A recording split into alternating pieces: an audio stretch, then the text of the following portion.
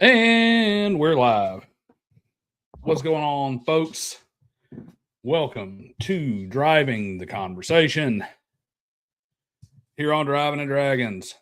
Got a bit of a show put together for you today. Of course, I get to add myself to intelligence as a dump stat next Monday because while I was sitting here doing my thing on Monday, putting my script together, writing up all the stupidity and stuff that happened last week in the world of tabletop role playing games, I went ahead and gave the announcement for the stream today and completely forgot while I was writing that script that I have a guest today. So we'll be bringing on Adept Austin from the glorious 4D role playing camp to come on and talk with us. I don't know if it'll happen or not, if the rest of that community has picked up on it, but if they have, I expect a whole lot of talk about pins to pop up in the comments. And I issue the same directive to everyone: if it's not attached to a super chat, just go ahead and ignore that.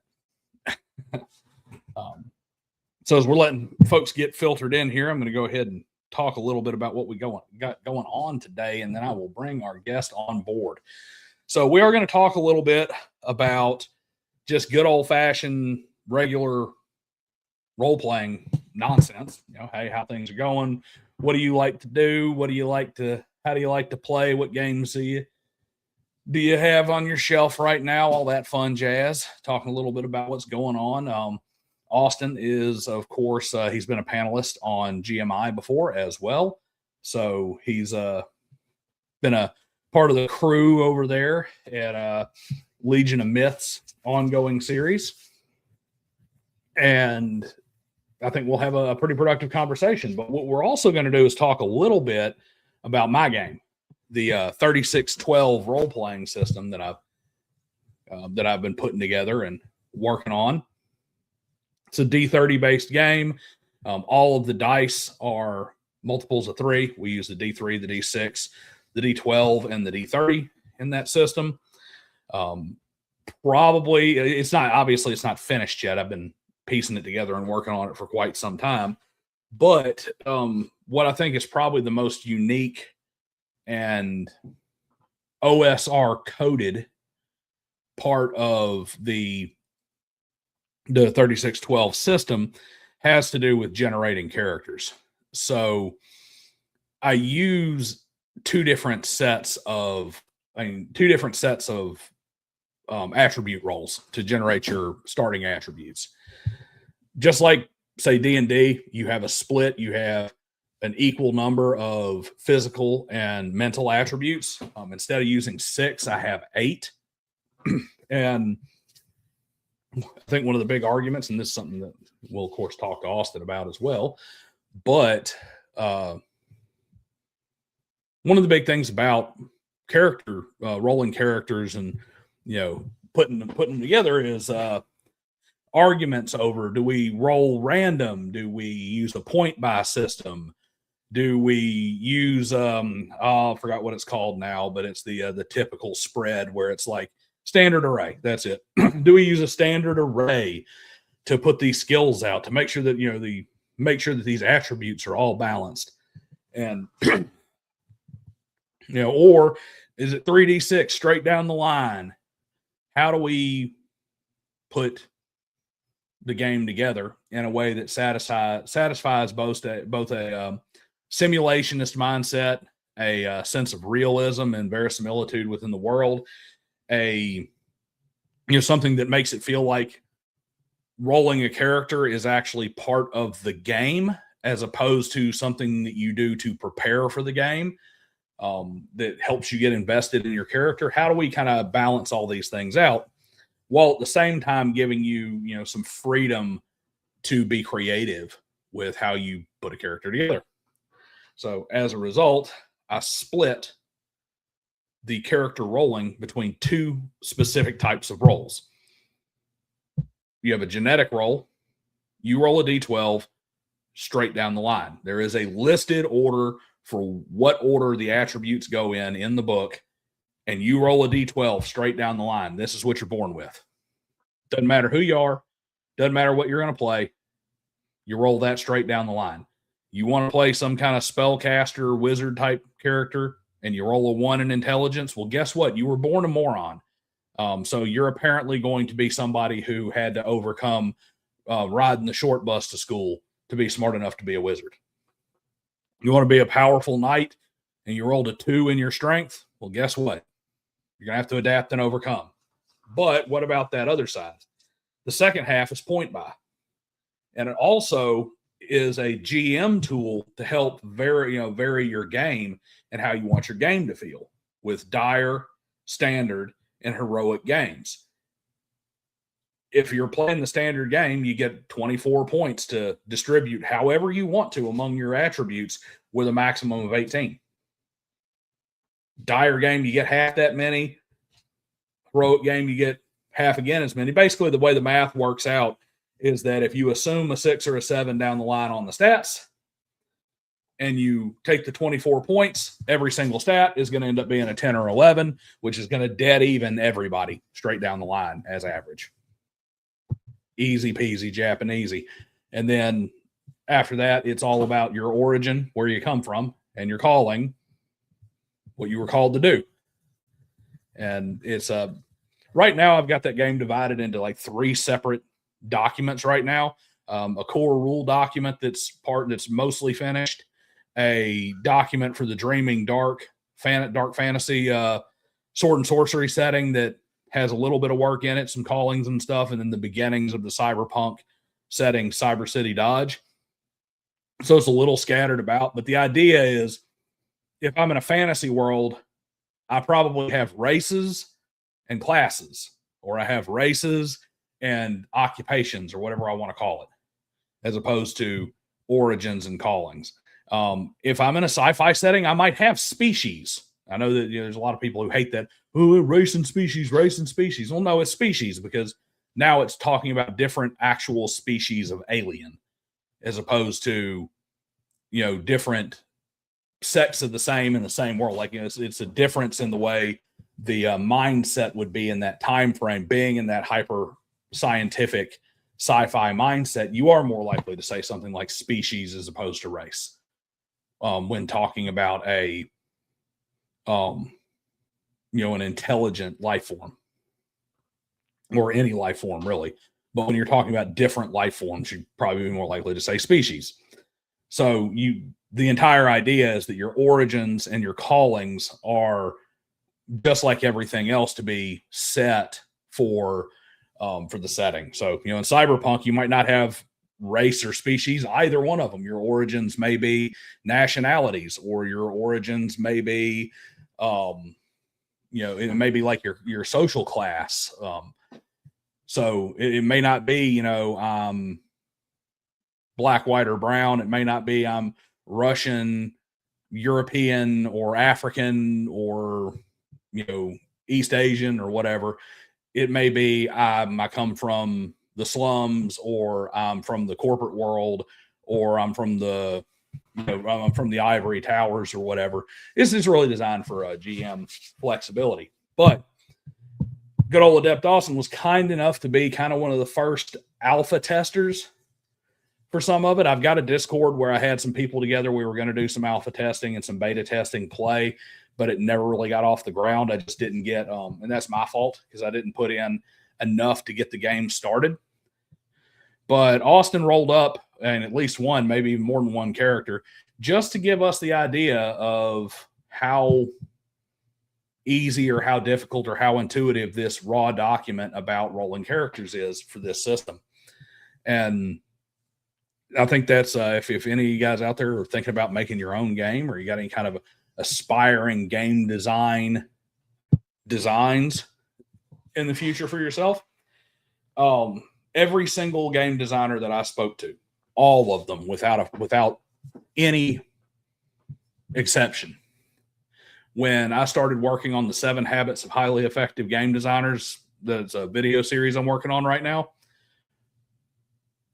I sent out a blast, direct messages and stuff to tons of game designers of all levels. We're talking indie publishers, people who've worked for big corporations, people who've been in it since the 70s, people who've been in it only since the last 10 years or so, people who've worked for the government, people who, to work on things like war games, like real war games, not wargaming war games. People who've designed board games, even though that's not really TTRPG, all that stuff. And at the end of the day, every last one of them had one version or another of the same statement when it came to a habit that you absolutely have to have if you want to be effective as a game designer. And that is, no matter how much you have playtested, you have not playtested enough. No matter how early you started playtesting, you have not started playtesting early enough. More playtesting all the time, because just like you can't edit your own book, you can't understand playing your own game because the idea is already up here and your brain is going to automatically correct things that don't quite fit. Somebody who's just reading your rule document, all they have to go on is what was written. So I'm going to go ahead and bring Austin on, and we're going to get talking. We're going to talk a little bit about 3612, then we're going to talk a little bit about role-playing. Let's see Stephen Kennedy and old Mikey D in there. Appreciate you guys being in. Slap that like button while you're here, and tell the good folks over on X that we're live and they need to get their butt in here and start hanging out. But without going too much more rambly. Hey, how's it going? How's it going? Pretty good. What's going on? I would like to introduce myself by saying I really like Mithras, and I was surprised how much.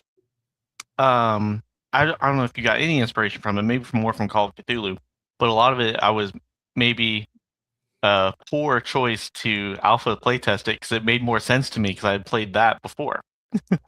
Well, that makes it, and that's not a bad place to alpha test rolling characters and stuff, because guess what? That's not a game I have any experience with. None. I have no experience with Mithras. And it's just as likely that somebody who's played Mithras or never played Mithras or played only Call of Cthulhu or only played D&D, these are all people who would pick up the game, and they all, one of my beta readers for the rule book is a mother of two who has never played a role-playing game and has absolutely no interest in role-playing games at all. Like, this is 100% not anything she would ever read of her own accord. Nice. It's like, can you teach your kids how to play this? Can you understand this well enough to know what they would be doing? Could you sit your kid down and say, this is how you roll a character? And I did that because the way I see it, if I can write the rules plain enough that somebody who doesn't even have an interest in playing the game can figure it out, it should be pretty easy for all of us nerds that are up here, getting online and dedicating hours and hours every week to talking about games. Yeah, for sure. I think that going through it was not at all complicated. Going through, even like comparing it to the D&D 5th edition character creation, in that one thing I noticed immediately, and I know this is just a very rough draft, just kind of like put together in a simple document, but when you're creating a character in D&D 5th edition, there's lots of flipping back and forth, where in this one there was multiple times where I was reading and I'm learning it's a new system, and you had mentioned something like one of them was like skill focuses, and it had been referenced earlier. Maybe it wasn't skill focuses. It was it's probably focus skills. Natural skills. Natural skills. It was natural skills. But it had talked about it earlier, and now here it was referencing it again, but it's still part of the character creation, so it just very briefly explains it once again. And that's super helpful because, I don't have to go all the way back and be like, what was that again? So that was nice. I really enjoyed I see the vision where it's like it's giving the game master as much freedom as possible with the game system to create their world. And this is similar to how Mithras covers it. And I actually found things that I liked more with your system. So Mithras has very similar to your origins. They have your culture. It's like where you've come from, right? But they also have career, which I guess you could call it kind of like the calling, but it's less. It's almost more without trying to. It puts some clamps on what that could be. So like if it's a career, it's like okay, well, someone has to find a way to make money doing this, right? But with the callings, like not necessarily, you don't have to do that. And so, comparing and contrasting that, I can see sort of the more freedom that you have with this. The generating the skills was easy. Yeah, I did put a lot of thought into the terminology there with origins and callings, and you kind of touched on it, because one of the things I've always had an issue with when it comes to TTRPGs, whether you call it a class or a profession or a role, it's I took the inspiration from the way it's explained in Cyberpunk Red. When they talk about your role, one of the things they say is that I actually directly lifted this mechanic in the fact that you can't change callings until you're to a certain level in the first one.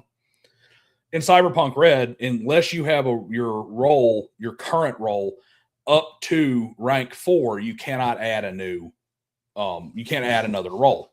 And the idea is, anybody can be a paramedic or can do some first aid work or something. But to be a true med tech, you have to be dedicated, 40 plus hours a week for a specific amount of time, and have that kind of focused drive to get to that level of it. And you're not going to be able to, you're going to have to roll through it to get to that level 4 before you can be good enough to divide your attention to something else that much.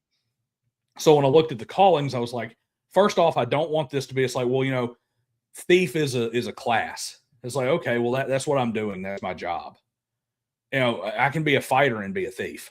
I can be a wizard and be a thief. Anybody can steal. Anybody can be roguish. But if my calling is to be a thief, it's like being Lupin or something. Like you're Arsene Lupin. Your goal is to be the greatest thief in the world.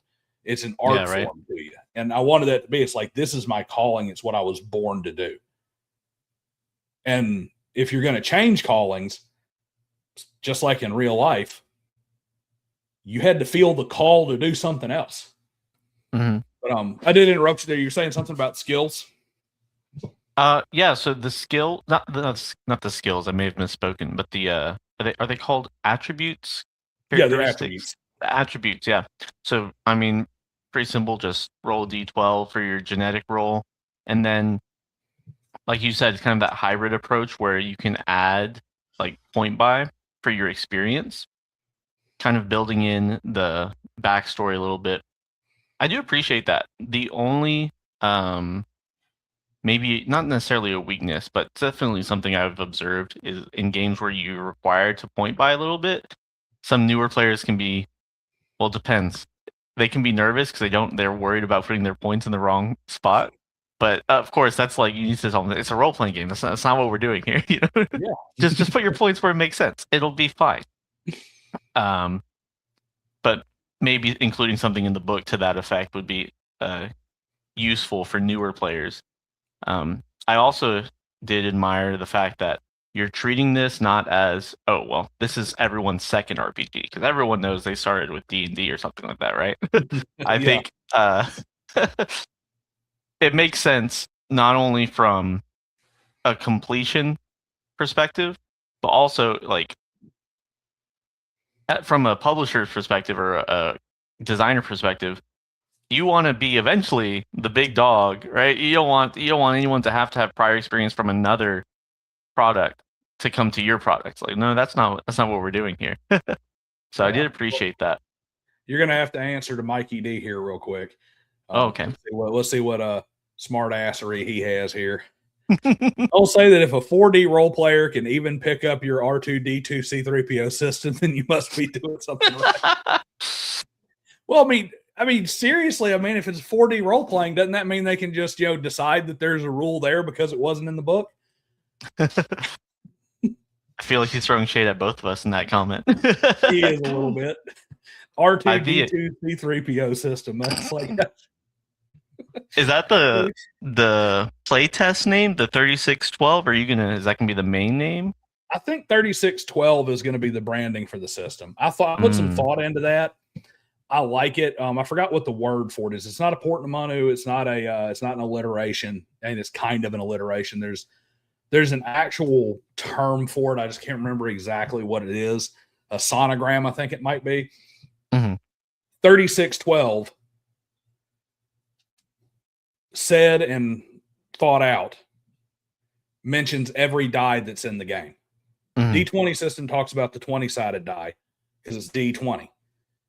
But there's 4, 6, 8, 12, all that stuff. 3612 tells you 30, 3, 6, 12. All the dice that are in there. You got the 3 and the 6 from 36. You got 30 from 36. 12, the D12. It tells you right there. It's all about 3, 6, 12, and 30. Oh, that actually reminds me. I use when we play games, we use Sophie's dice, right? So I did not have a D30, but I did make one. So this is what the D30 looks like. Oh no, it's a bad omen. Look at that. You made a D30. That's well, it was built in. I just didn't have one in the dice bag in the in the game. And then I did have a question, and you kind of touched on it when you were introducing the game, so it answered it a little bit for me, but in case anyone else has this question. So in other game systems, your core attributes, they're sort of affected by your species, race, whatever you want to call it, right? And in this game, you were talking about how that would be sort of slipped into the origin. Is that you were sort of saying how you have that freedom, right? To be like, is it going to be a race, or is it going to be like how you grew up? It can be anything, because when I first started, and this is almost a GURPS mindset, when I first started putting 3612 together, my entire idea was I want it to be a system that you can make the game you want. If you want sci-fi, you can have sci-fi. If you want fantasy, you can have fantasy. That's why throughout the document, there's a whole lot of references back to, as a game master, it's what is appropriate for your world. Like, even when you start looking into some of the stuff I've written about skills, it's like, hey, here's a list of things that are pretty much ubiquitous.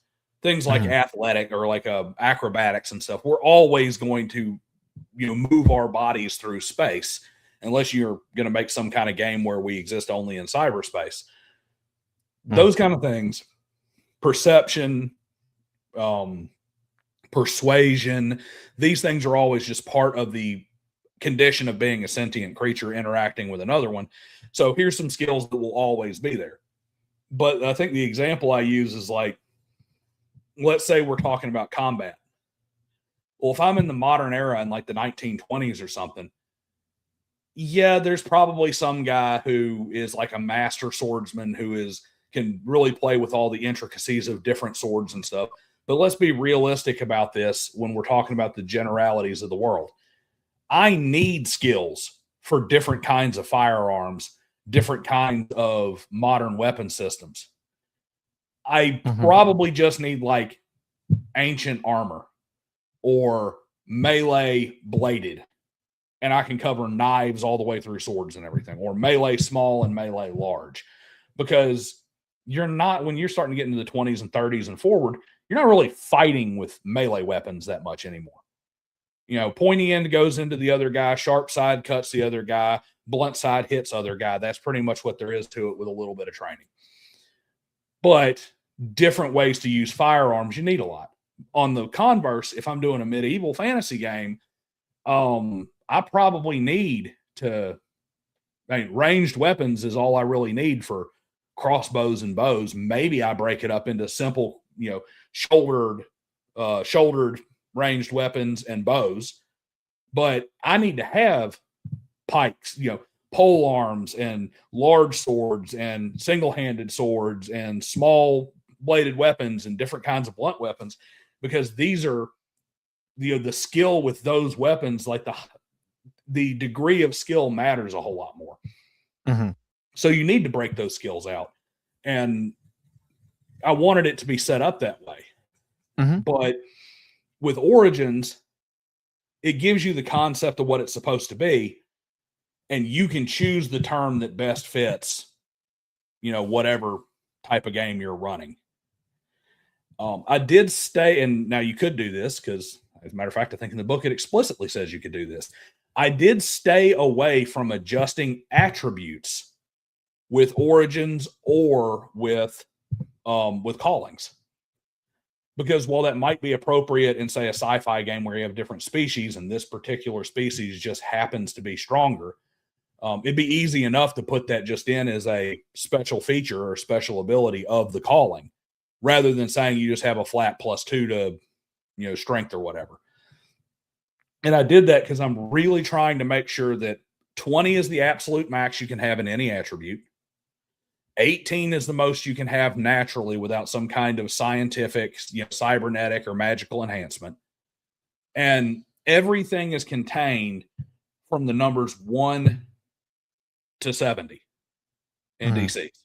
All of it. So I didn't want to have a situation where I ran into, even if the GM was putting it in there themselves, the temptation to push it to where we're starting to have people whose their bonuses become negligible or meaningless. Because what does it mean if my race has like a big giant plus to strength if I'm running the heroic game system and I've got all these points to put in anyway? Congratulations, my giant super tyrannosaur alien has the same strength, has one more strength than the human because of how many points were distributed at the beginning anyway. However, if I put his bonuses as an origin or a species or a race or whatever it is for that game, if you put those into specific strength-related skills, now they have something that they don't have to spend their advancement points on to get better at. But that may or may not be the best way to do it. You tell me. Well, I was just going to give you some of my experience with other games. So when the genetic, I like the, you have the genetic roll and then you have the experience points that you put in. I don't know if that's what they're actually called, but they're from your experience. And so if you have the genetic, instead of having you get a +2 here to strength or a -2 here to awareness or whatever, right? If you could instead, you could change the die type. So and this is just an idea. You don't have to take it or anything like that, right? But you could have it where you have, instead of a D12, maybe this specific. Oh yeah, that is a sick car. It's a AI bastardized hybridization of a 280ZX and probably a 300ZX and an RX-7 from the 80s, because actually a follower of the channel made it for me. He's like, hey, I was fooling around in AI. I made a whole bunch of these for your channel. He's like, I just thought you'd think they're cool. And I'm like, well, that one's cool enough that I'll just go ahead and throw it up in the background. Yeah, it definitely looks pretty cool. Yeah. And the funny part is I have no idea anything about cars, so I wouldn't be like, oh yeah, this is AI, whatever, right? It's actually not a bad representation. It actually looks very, very close to a Nissan 280ZX, like the one I work on in a lot of my videos.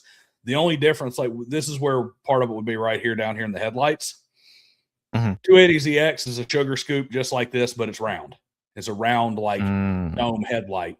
The 300ZX switched to the square headlights, but they were pop-up. Okay, yeah. And I want to say the early RX-7 had a headlight like this. So it's like somebody put an RX-7 headlight on an early 80s 280ZX, and the back is kind of sloped out more. That's almost American, the way that slope on the back is, where it slopes up into the wing. That's it almost has kind of like a 80s Camaro, like a mid 80s Camaro, like an IROC style deck lid back there. It's been kind of cut short. So yeah. Kind of a goofy hybrid car, but it is a cool looking car. I'd drive it. Oh, I would too. I'd like this goofy little what the hell is it symbol that's down on the quarter panel. It kind of looks like you got like a stag antler there. I'm like, I mean, I could go with that. I mean, we could turn that into a stylized like deer antler thing, and I don't know, call it the heart of the stag or something. Something. Yeah. Sorry. Yeah. Sorry about that tangent. But anyways, for the yes, I was talking about the genetics. Yeah. So if you had the way that it does it in Mithras is, for example, humans are generally not that short, and in Mithras they have a size just like Call of Cthulhu, I believe. Mm-hmm. And so for humans, it's 2d6 plus 6 is what you roll for that. All right. But then if you have a shorter race, they just change the dice that you roll. So now it's 2d6 without the plus 6.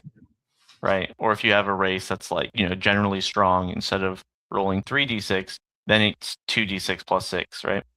And then you could do something similar for this where maybe the one thing that was, and you actually, let me ask you, was it on purpose that there's no sort of bell curve to the genetic rolls because it's just a flat D12?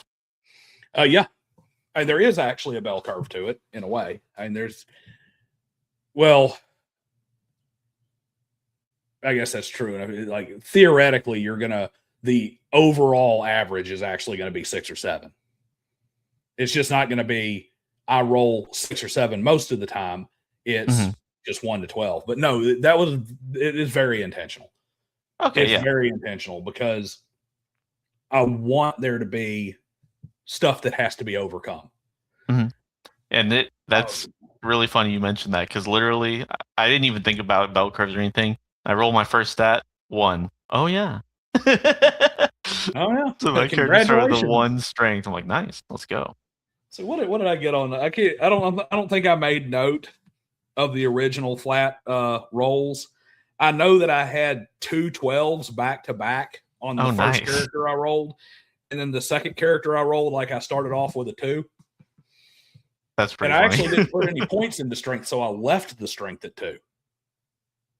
Yeah, so I guess I can just let you know. So I started off with, I rolled a 1 for strength, a 9 for agility, a 6 for reflexes, a 3 for vitality, a 4 for intellect, a 6 for resolve, a 5 for awareness, and then a 6 for presence. Which sounds, listening to that kind of without knowing anything, is like, oh, that doesn't sound that great. But also you have to remember that the average is different. It's not 10, it's that 6 or 7. So puts it in a different perspective. And then I wasn't quite sure exactly what I was doing, so I just went with the flat +3 and everything. Well, if you think about it, that's actually where where it comes in. Mm-hmm. I did notice that. If you look at the standard roll, if you roll dead center on the die, you got a 6 or a 7 on the die, and you assign 3 to every one of them, you're going to have a 9 or a 10 in every single stat, which is going to put you pretty much dead even on the average from 1 to 18. And I did have a question about the hit points. So you're, in this game at least, it feels like you're firmly in the camp of hit points are not just meat points, right? Yes. It's, I was listening to your stream from no, 2 weeks ago. So it's like, it's your meat points, but also your, your willingness to keep going, your, whatever you want to call that in your system or your game, the indomitable human spirit. Your resolve. Yeah. Because it's based on vitality. Yeah, it is resolve. Yeah. Vitality and resolve. And so I think that would maybe, as a game master describing things, would make it interesting. Because I don't know every single character what the breakdown is. I mean, I could have it written down. The breakdown is between how much of their hit points is resolve and how much of their hit points is vitality. Although you could clear that up by just having the player describe it, but just an interesting thing. It is, and I haven't developed this yet because, like I said, this is not a finished game yet. What I have put together is like and it's mentioned through some of the callings and for some of the origins as well, there are going to be wound states. Oh, The okay. idea is that you are going to physically degrade as you take damage. So it's kind of a vision, because it's an amalgamation of your physical and your mental ability to carry on. The wound states at however many percentage hit points, those are going to more or less represent the physical damage.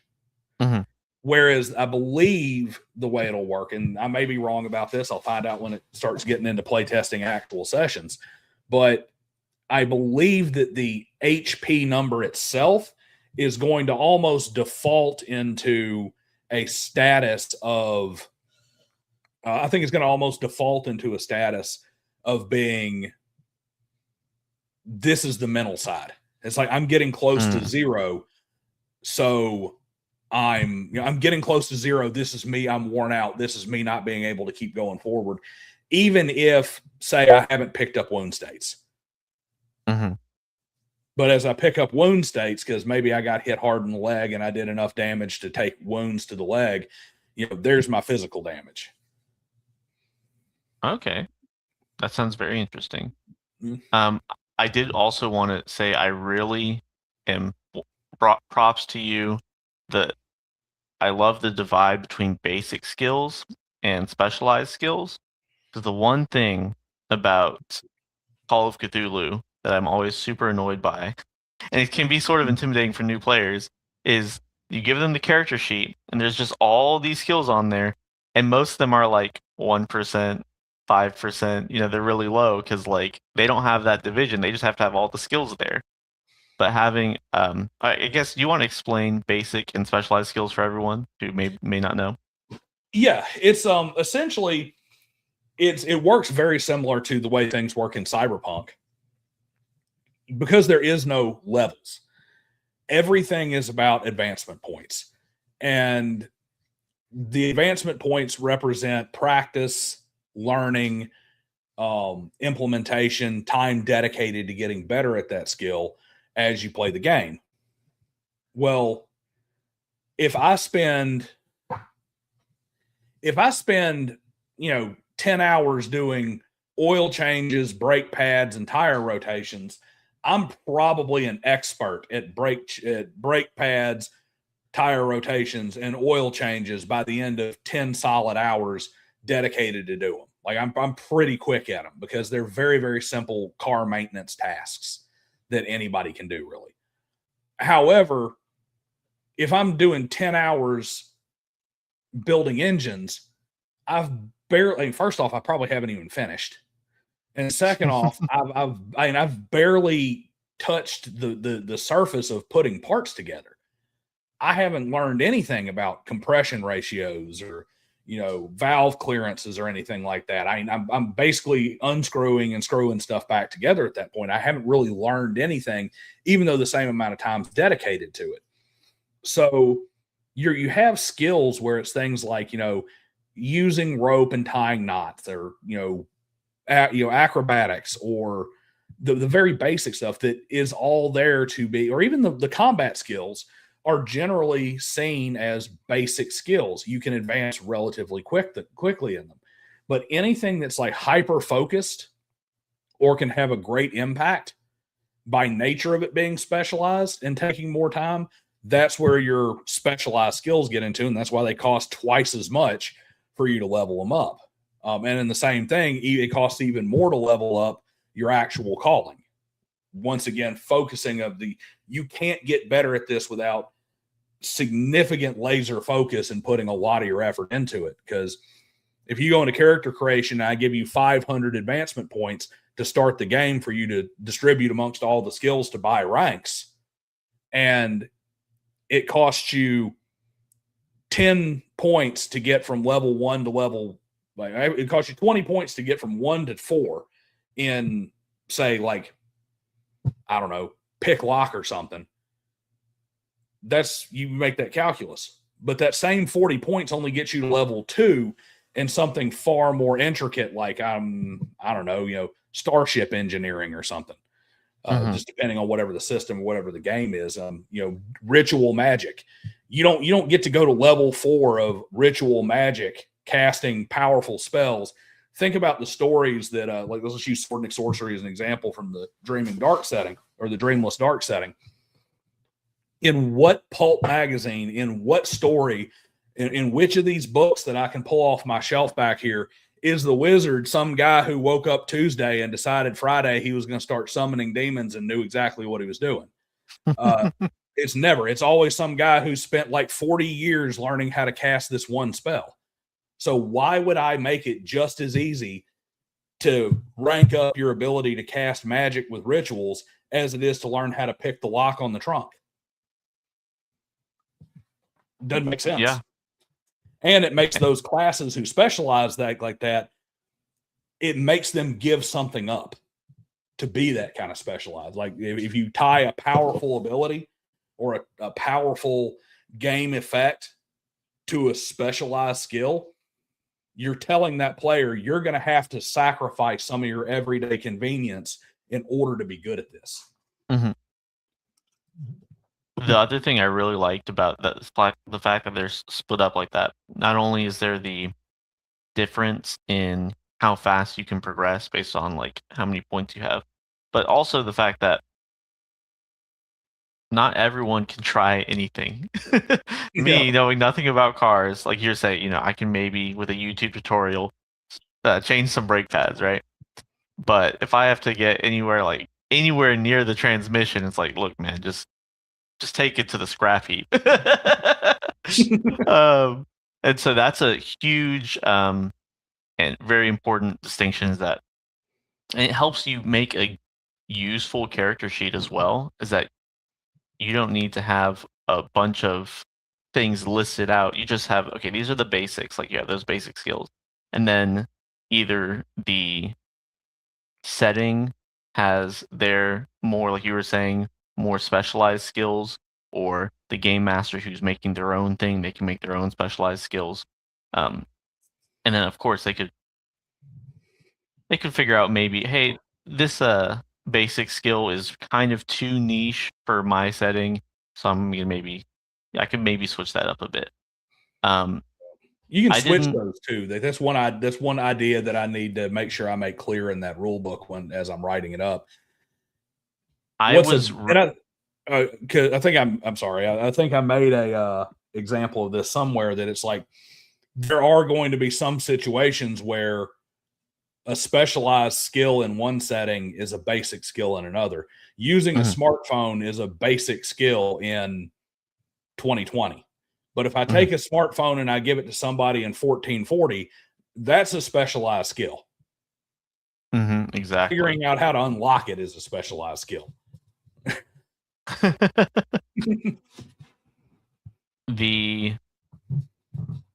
Where was this? The one thing, and I think just once again, because it's very alpha state, is the specialized skills, I think, and let me know if this is correct, you get them from your origin and your calling. Can you get them like in any other way? Maybe just talking with your game master? A specialized skill you can get, period. Like it just costs you twice as many points to get it. You're thinking about your focus skills and your natural skills. So your natural skills come from your origin. And the concept, the example I use for a natural skill is like, if I'm a Mongol, like if I'm a member of the Mongol Empire, I naturally am going to be better around horses than anybody else, because that entire culture, that entire civilization is based around horses. It's when you learn to ride the horse before you learn to walk. So it doesn't matter if you're a warrior or if you put a lot of time into it, you're going to naturally be very good at riding horses. So it becomes a natural skill, which has certain benefits. And then in your calling, you automatically get ranks in certain skills because they're inherent to your calling. And then they're also a lot of times you get other abilities to them. So like the natural skills, they reflect, a cultural influence or an environmental adaptation. They generally should be a basic skill normally, but it's just that you're naturally very good at them and you get benefits to them. So I'm going to have to be bad here in the fact that I've got to pull up my own rules document because, like I said, I've got this. You know how anytime you're doing any kind of a design work, especially this early on, you're going back and changing things a lot. Exactly. But what they're tied to is things like your assessment roles and your effort role. So yeah, I liked the idea with the focus skills where it's kind of it reminded me of the push from Call of Cthulhu. Yep, it's similar, yeah. But I like the fact that it's more risk than in Call of Cthulhu, if I'm remembering correctly, because it's you can't get a critical success, and if you fail, it's automatically critical failure, which I do enjoy. Basically, what I did is I kind of broke apart the variability of pushing rolls in Call of Cthulhu. So Call of Cthulhu, when you roll a failure, it assumes that it's not necessarily a failure. The example that is given, if I remember in the 7th edition Keeper's Guide, is if I want to jump up to grab hold of a windowsill, like I run into a tower, there's a window up on the wall, and I'm going to jump and grab it. If I fail my initial roll, it doesn't necessarily mean that I jumped up to try and grab the window. It can basically mean that my character looked at the wall and said, I don't think I can make that jump, and decided against it. Pushing it means I'm going to try anyway, but the risk is that maybe I'm going to twist my ankle. If I fail, I'm going to land and twist my ankle because it's too high and I shouldn't have tried it. But I'm not going to be able to get some other kind of success. So what I did is I pulled back assessment rolls where if you have, time to analyze a situation before you take the action, you can essentially roll the skill check normally. You say, hey, I want to make an assessment roll. You roll the skill check and the GM just says, yes, that would be, a success. Or they say, hey, if you failed, were you within 10 points of a success or not? So it's like, you failed by less than 10, you failed by more than 10, or that would be a success. And it's supposed to represent like the ability for, let's just use continue the car example, walking up and looking and being like, yeah, you know what? You're not going to succeed in repairing that car from Yankeeville because the entire bottom's rusted out and it's about to snap in half. A skill level of 40 is not enough to make this car drivable and safe. Whereas the effort roll, which is separate, is after years of practice and training, you essentially can recover very quickly from a mistake, and you can correct to try and fix it. But that's where you get it. It's like you can recover from something that's not quite good enough to get it back to successful, but not enough to make it like a critical success because you're recovering from a mistake already. However, if you screw up trying to do it, it's, just like that situation where something won't work and you make it even worse. So like in that rusted out car example where, maybe you get a car, you've not looked it over, you're like, okay, I'm going to try and fix this thing. And then you realize, oh, wow, this is really, really bad. A less skilled mechanic is like, well, that's over, dude. But like a more experienced mechanic can try and save it, and it's like, okay, this thing it's rusted. We can try and save it. It's not gonna drive like a dream. Yep. But we can save it maybe. Yep. And then if you're right, well, maybe you do save it. And if you're wrong and you push it too far, it's like, well, now I've broke it in half and it sure as hell ain't gonna get fixed now. Yeah, for sure. I'll use I got an example I can use there, a real life example. Back when I was younger, I used to build some race cars, drag cars. With an old buddy of mine. And he used to own speed shops. He was a mechanic. He knew everything about what he was doing. But he used to build dirt track cars, actually ran a professional race team for a little while, and was a professional bracket racer. And we build these S10 trucks. And he had this buddy who it was the definition of what we in the car world call bought power. In other words, he doesn't know what he's doing. He just goes and buys the parts that make the power and tries to put them together.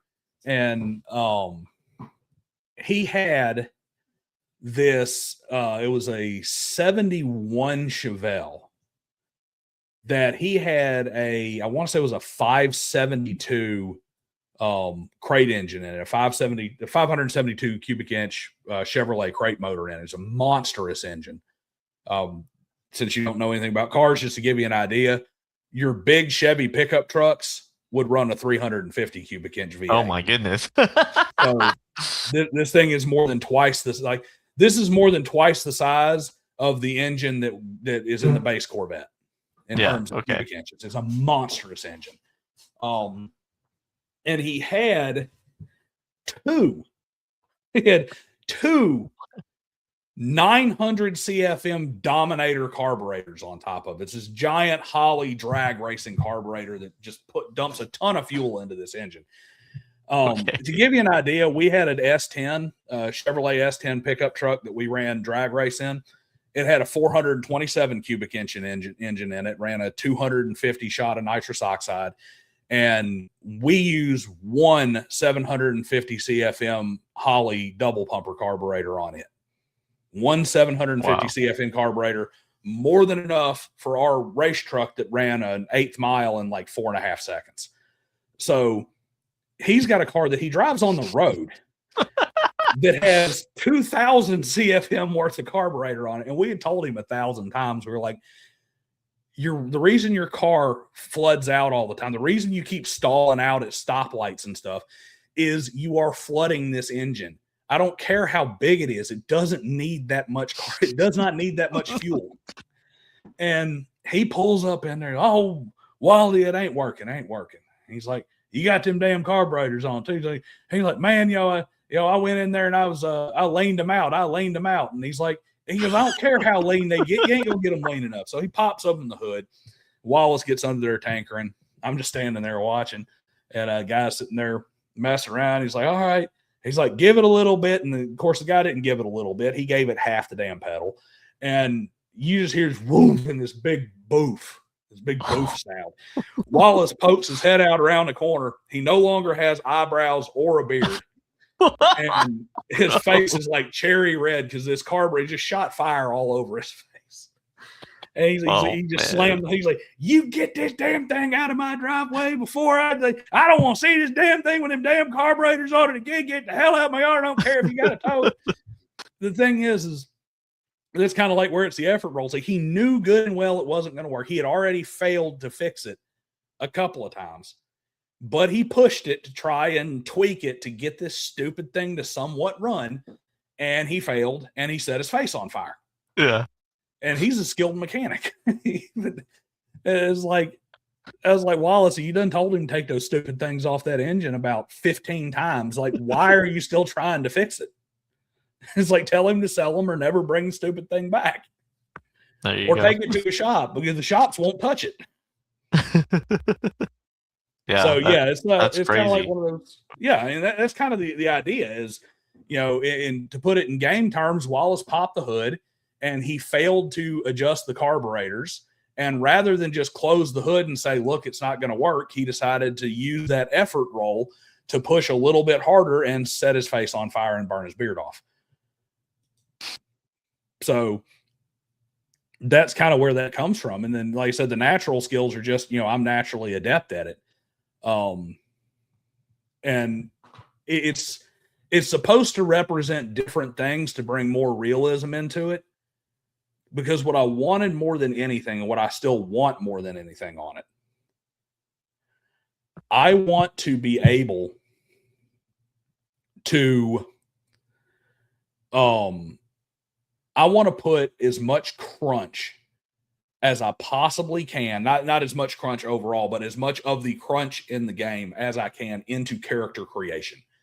That's all right. I want the rules to be in character creation, so that when you sit down to play the game, I know what to, I roll my D30, I look at my sheet, I add the numbers. That's all I need to do.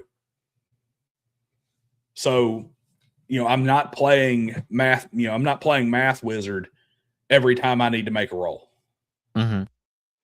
Yeah, I feel the same way. That's one of the reasons I like D100 systems so much. It's because I can do all the math beforehand. Well, let me be more specific. I like D100 systems that have very specific like difficulty modifiers because I don't want to be like, okay, well, I have all my things set up. It's like, okay, we'll roll minus 23. I'm like, what minus 23? But like, if you have a system where it's like, okay, hard is minus 20, and then formidable is minus 40, and so on and so forth, you can just have all the things on your sheet already, so you don't have to do any math at the table. I did have a question for the focus skills. Let me make sure I'm remembering it. So focus skills allow you to perform effort rolls on those skills. Yes.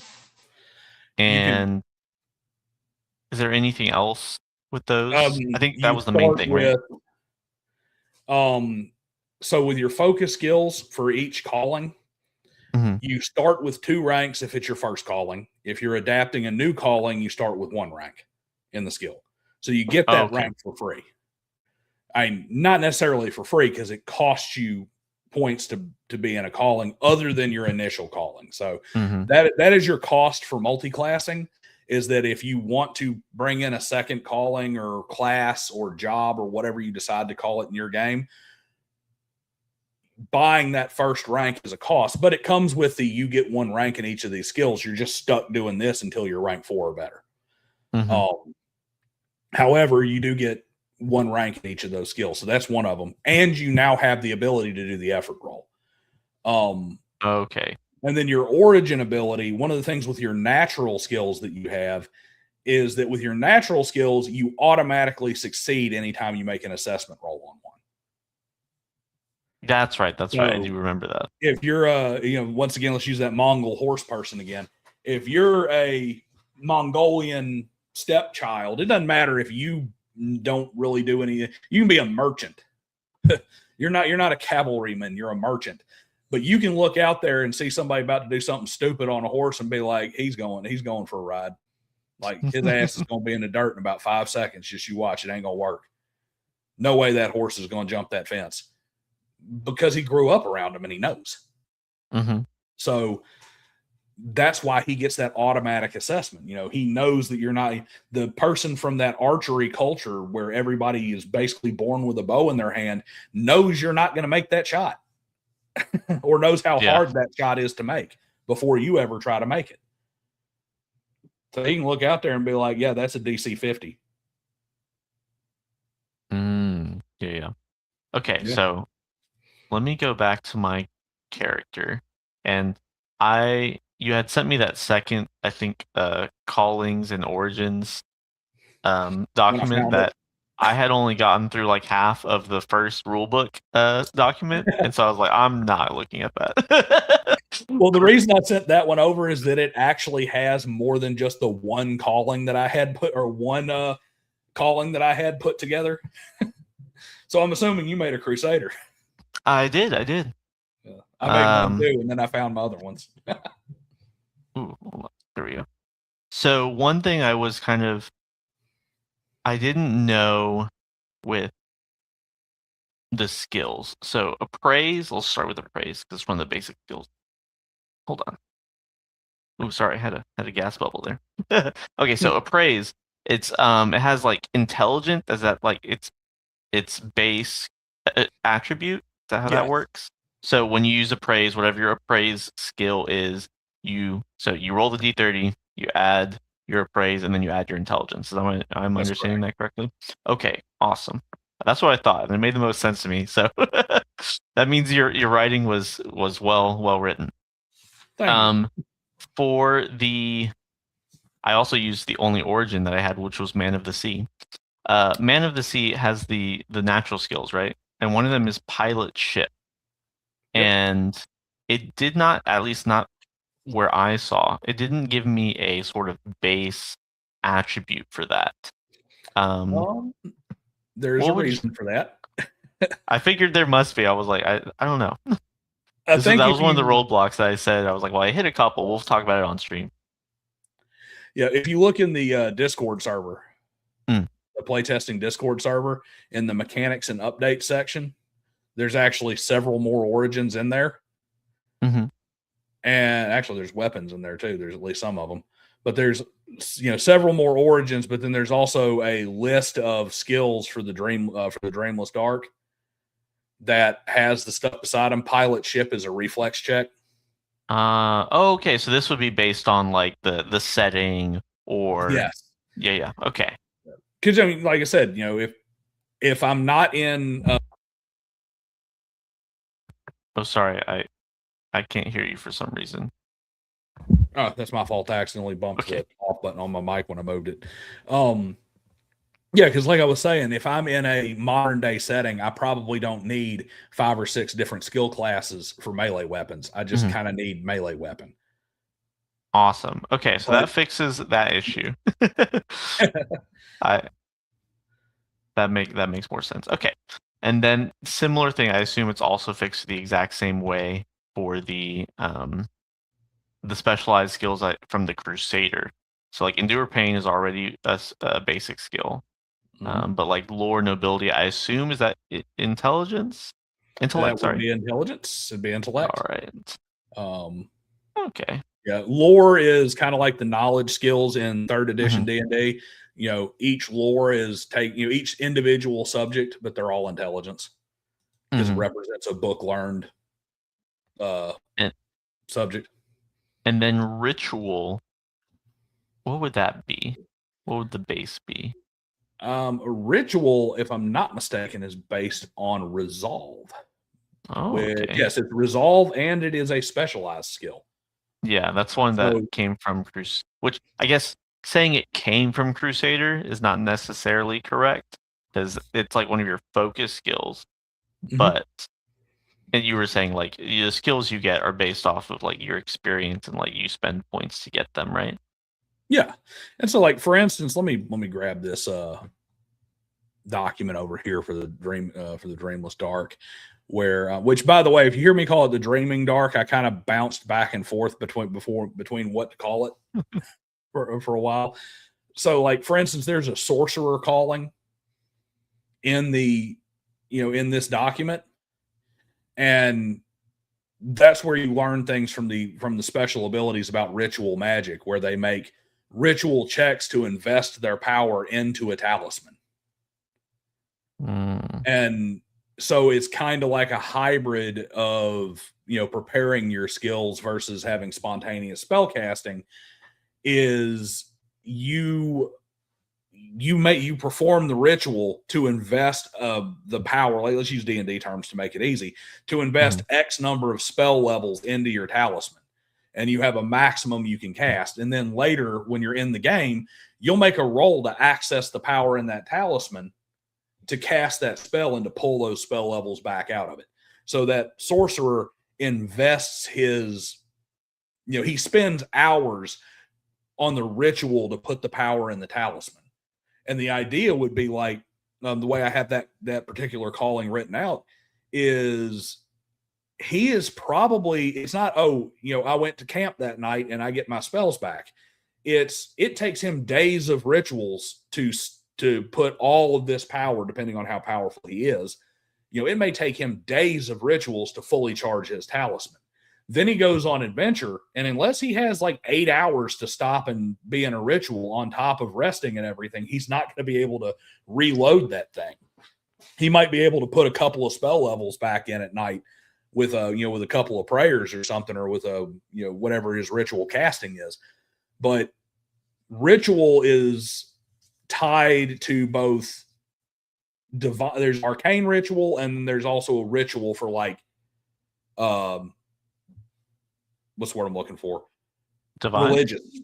Religious. Okay. So like with the Crusader, who is a very much a paladin coded class, he has roll abilities where he gets to roll ritual in the beginning of the, every morning he goes through his morning prayers. And if he succeeds on his ritual check that morning, what does he get? He gets to add his ranks as he gets to add his Crusader rank to his damage reduction. Because armor is not how hard you are to hit. Armor is damage reduction for damage. sure. All on board for that. Yeah, so it's reducing damage. So the ability, when you're talking about a game where people are having like, the most hit points you're ever going to have with magical and cybernetic enhancements is 20. Mm-hmm. Getting 5 damage reduction for the day is a pretty damn big thing for a fighter to have an additional 5 damage reduction all day just because you made that check. And that's an expensive skill that takes double investment to rank up. So now you have that thing. I got to put all these points over here, but if I'm guaranteed that damage reduction because I've built this skill up, that's worth the investment, even if I, could go up 2 ranks with my sword. Mm-hmm. Nice. I was looking at the Discord right now next to theology, and I think it was next to ritual as well. Yeah. It says X2 skill. What does that mean? It's 2-time skill. It's a specialized skill. Oh. Okay. That was just my shorthand for it in the Discord. Oh, okay. Yeah. So it takes double the points to level it up. Okay. Yeah. And if you look in the in the actual rule document on the chart, you'll notice that it's literally, it's just double the number of points to go back up. Man, we got Mercurius in the house here, popping in, saying nothing except for here's $1. He just came in to here's $1 Australian. Always here to help out, man. What a great guy. Always here. I appreciate having you. And let's go ahead and check a couple of questions in chat real quick while we got it. Got Elf Hunter. Is resolve like willpower? Yes, resolve is very much like willpower. It is essentially your mental toughness, your mental fortitude. Everybody wants a 71 Chevelle. They look great. They really are a cool looking car. And this will be a strange one because usually I default to the Chevy, especially because I was a big Camaro guy and I always said I don't need a burning chicken on my hood to go faster when people brought up Firebirds. I would take the GTO Judge, the Pontiac GTO Judge over the Chevelle every single time, personally, because they're the same car, but I like the grill and I love that little Judge Man badge on the Pontiac over the Chevelle SS. And I do like the Pontiac 455 better than the 454 big block that's in the Chevelle. But yes, 71 Chevelles are hot. And just so you know, I'm going to show you this because I was a little offended by this talking about Los Angeles. Okay, the car is black and gold. It is the sheen from the neon sign that is purple. There is no Lakers car over here. Talking about me having something from LA. Man, Elf Hunter, what a troublemaker. Ban him. Ban, gone. For those who don't know, not that, like I said, it's up there. I do actually have a what's the stupid thing called? A goal for super chats. Yeah, your channel goal. Yeah, the channel goal up there. And it isn't, if for whatever reason, if somehow by accident I actually managed to hit 3 digits in super chats, I'll take one of the stories from Corvid Codex and I will craft it into an adventure that I will then give away to everybody. That's nice. I will make it for free. So that's up there. And just in case you guys didn't know, I'm going to go ahead and put the link in the chat for Corvid Codex Volume 1's paperback and Corvid Codex Volume 1's ebook, in case you guys would like to go make a purchase to check out what me and my boys have written up. I wrote exactly 1 story, and then I did a whole bunch of editing and layout and stuff and paying for art. The other 6 stories are written by other people all throughout the community. There are 6 authors and 7 stories in the first volume. So a lot of cool stuff there to check out. Anyway, back to what we were talking about, and then we're going to talk about some other stuff here in a minute in the second hour. All right. So just to make sure, I want to make sure I got everything down with my character. So because I didn't know the base for like ritual and theology and lore nobility, I didn't end up statting out everything. But let me know if I understand it correctly, because that's the point. We're trying to see if the text got the understanding across. So when you are creating your character, genetic roll first, D12 down the line, and then you have your point by experience numbers to throw in, which I decided to just flat across the board. HP and instinct are both derived skills, where HP is your vitality and resolve combined divided by 2 rounded up. Yep. Okay. And then instinct is just the combination of, I'm trying to remember. What's 2 skills is the combination of? It's it should be awareness and reflex. Okay, yeah, I have that right. So I have 17, which I don't know if that's good or bad, but Oh, well, the Savage Spirit Crusader that I rolled up, let's see what his is. His is 23. Okay. So I would go. I'll take 6 lower than a Savage Crusader. Well, and I had a let's see, I had an 8 reflex and a 10 or a 15 awareness, and I had a natural 11 in awareness. So I threw 4 points in there and had a 15. Even though apparently I had a pretty low genetic roll on reflex because it was only 8. For the I was flying through this document. So could you explain to me what instinct is used for? It's basically your initiative. Okay. Yep, all right. Essentially your initiative. That would explain why I blocked it out, because I never really use initiative in my games. If you think about it, now you don't have to worry about rolling initiative anymore. And from a game master's perspective, if we're going through and you're immersed in the story that's being told, you're immersed in what's going on in the game, and you're paying attention, and then all of a sudden I say, okay, everybody roll initiative. You're like, well, I guess we're getting attacked. Yeah, exactly right. Not only have I broken the immersion by pulling you back into game rules out of the game world, but I've also just tipped my hand and told you what's happening. Even if there's like just somebody stalking you or something, it's like, I've got your initiative. And I've played around with some different stuff, and you got to remember to do it. That's the big thing. But like I started for a while telling people, like when they first got to the game table, everybody roll initiative for me. Yeah, before the and then I would put my initiative over in the corner, and it's like, you've pre-rolled initiative, so whatever the next combat is, that's your initiative. And then at the end of combat, you'll roll new initiative for if it's needed later. I did that. But with this, your initiative is fixed. It's based on how aware you are of your surroundings and how good your reflexes are. And you can have somebody who notices absolutely everything but is a little slow on the draw versus somebody who's pretty much oblivious but has really fast natural reflexes, and both of them are going pretty close to the same time. Yeah, I am not.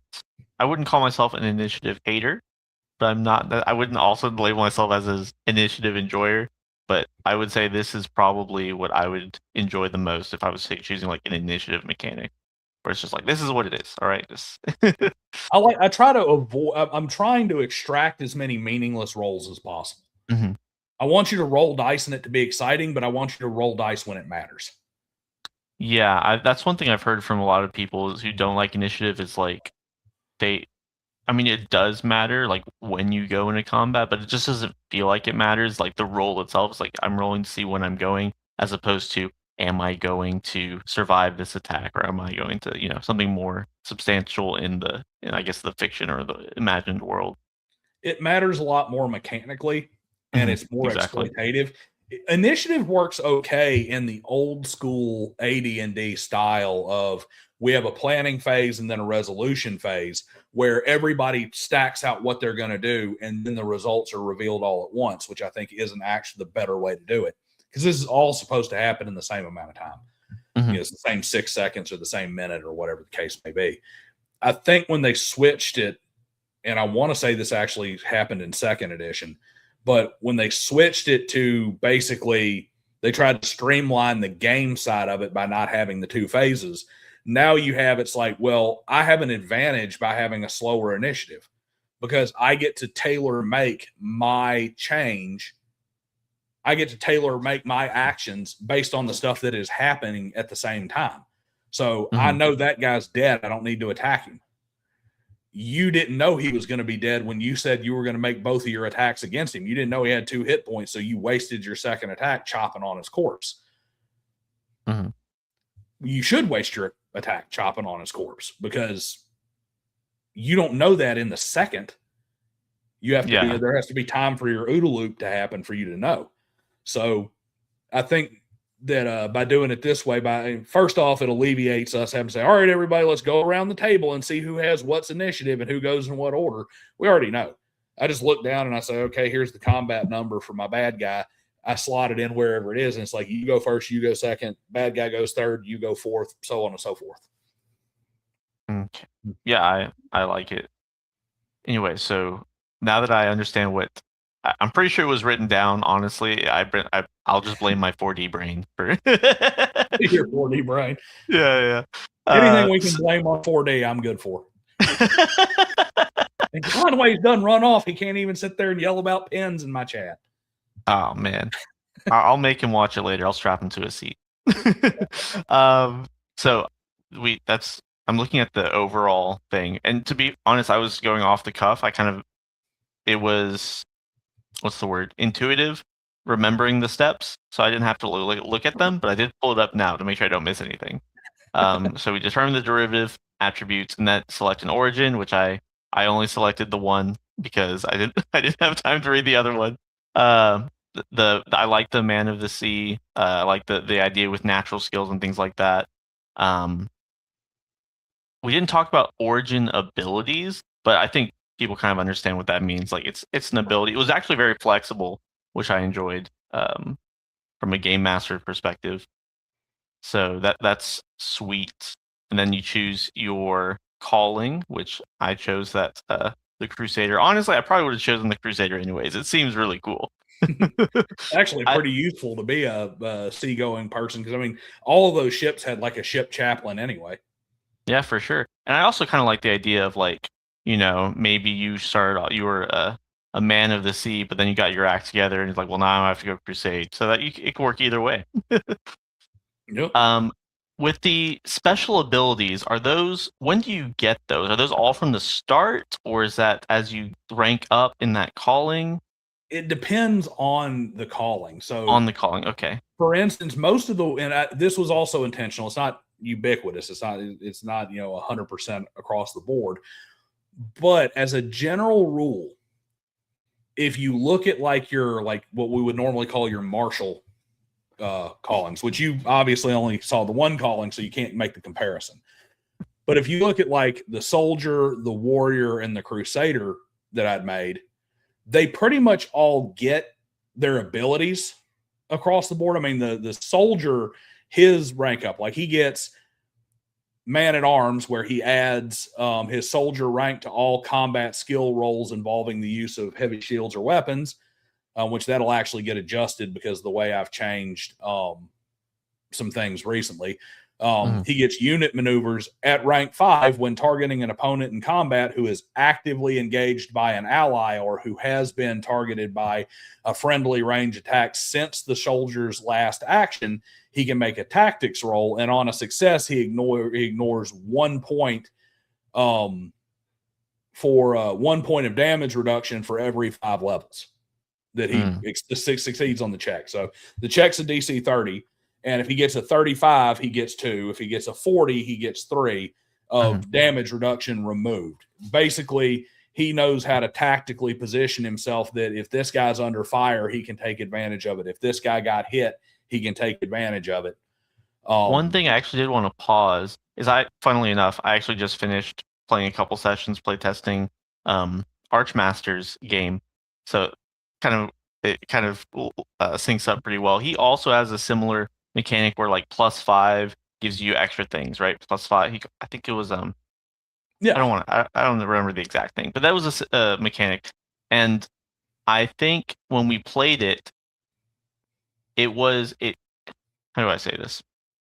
From your system reading it, I'm not sure if it's nailed down, but I think most of the they're not called difficulty classes. What are they called? In mine, DR. In your DR, yeah. So the DR, is it always a divisible by 5? No. Those are just I would actually say the chart is there to give you an idea of where you should set it. Okay. Because I think the main, when play testing the game with Arch, when it was divisible by 5, it was very quick to be like, okay, I got plus 10, plus 5, plus 15, whatever, right? But when it was like the difficulty was a 16 or like a 13, it just was ever so slightly slower to be like, okay, how much higher am I right now? So that might be something to look at, is just say, okay, keep it at divisible by 5 if you're going to keep that plus 5, plus 10 thing going. Like I said, it's really up to you as a designer, but as someone who played in a game like that. Yeah, most pluses like that are going to go away and be replaced with either a bonus penalty die system or some other adjustment. Because, like I said, the soldier class was actually made before I'd kind of finally come to this decision that difficulty ratings are going to be 70 to 70. So I don't want people to be able to exceed 70 with a check. So I think I misspoke though. Yeah, I think I'm going to have when I'm saying that that plus 5, I don't mean like a plus 5 to your skill roll. I mean like to see, like, 'cause I think there's a mechanic where if you succeed by 10, Yes. What it was like, there was a regular success and then there's a critical success. And what was the dire success? Or is a critical success, a great success, a dire success. Essentially, you have if you exceed the roll by a certain amount, you basically do that get in the truck moment where you do something you ain't never going to do again. Yeah, right. But in combat, and of course in combat, because the combat system is designed based on not just we roll to beat a number, it's generally how much you beat it by. So like if you're both roll within like 5 of each other, it's essentially a push. So nothing happens, and we're both skilled. Maybe I had a little bit of an advantage, but neither one of us was really able to land a hit. I have to beat you by 5 or more to land a hit. I have to beat you by 10 or more to land a solid hit. I have to beat you by 15 or more to land like a critical hit. Yeah. So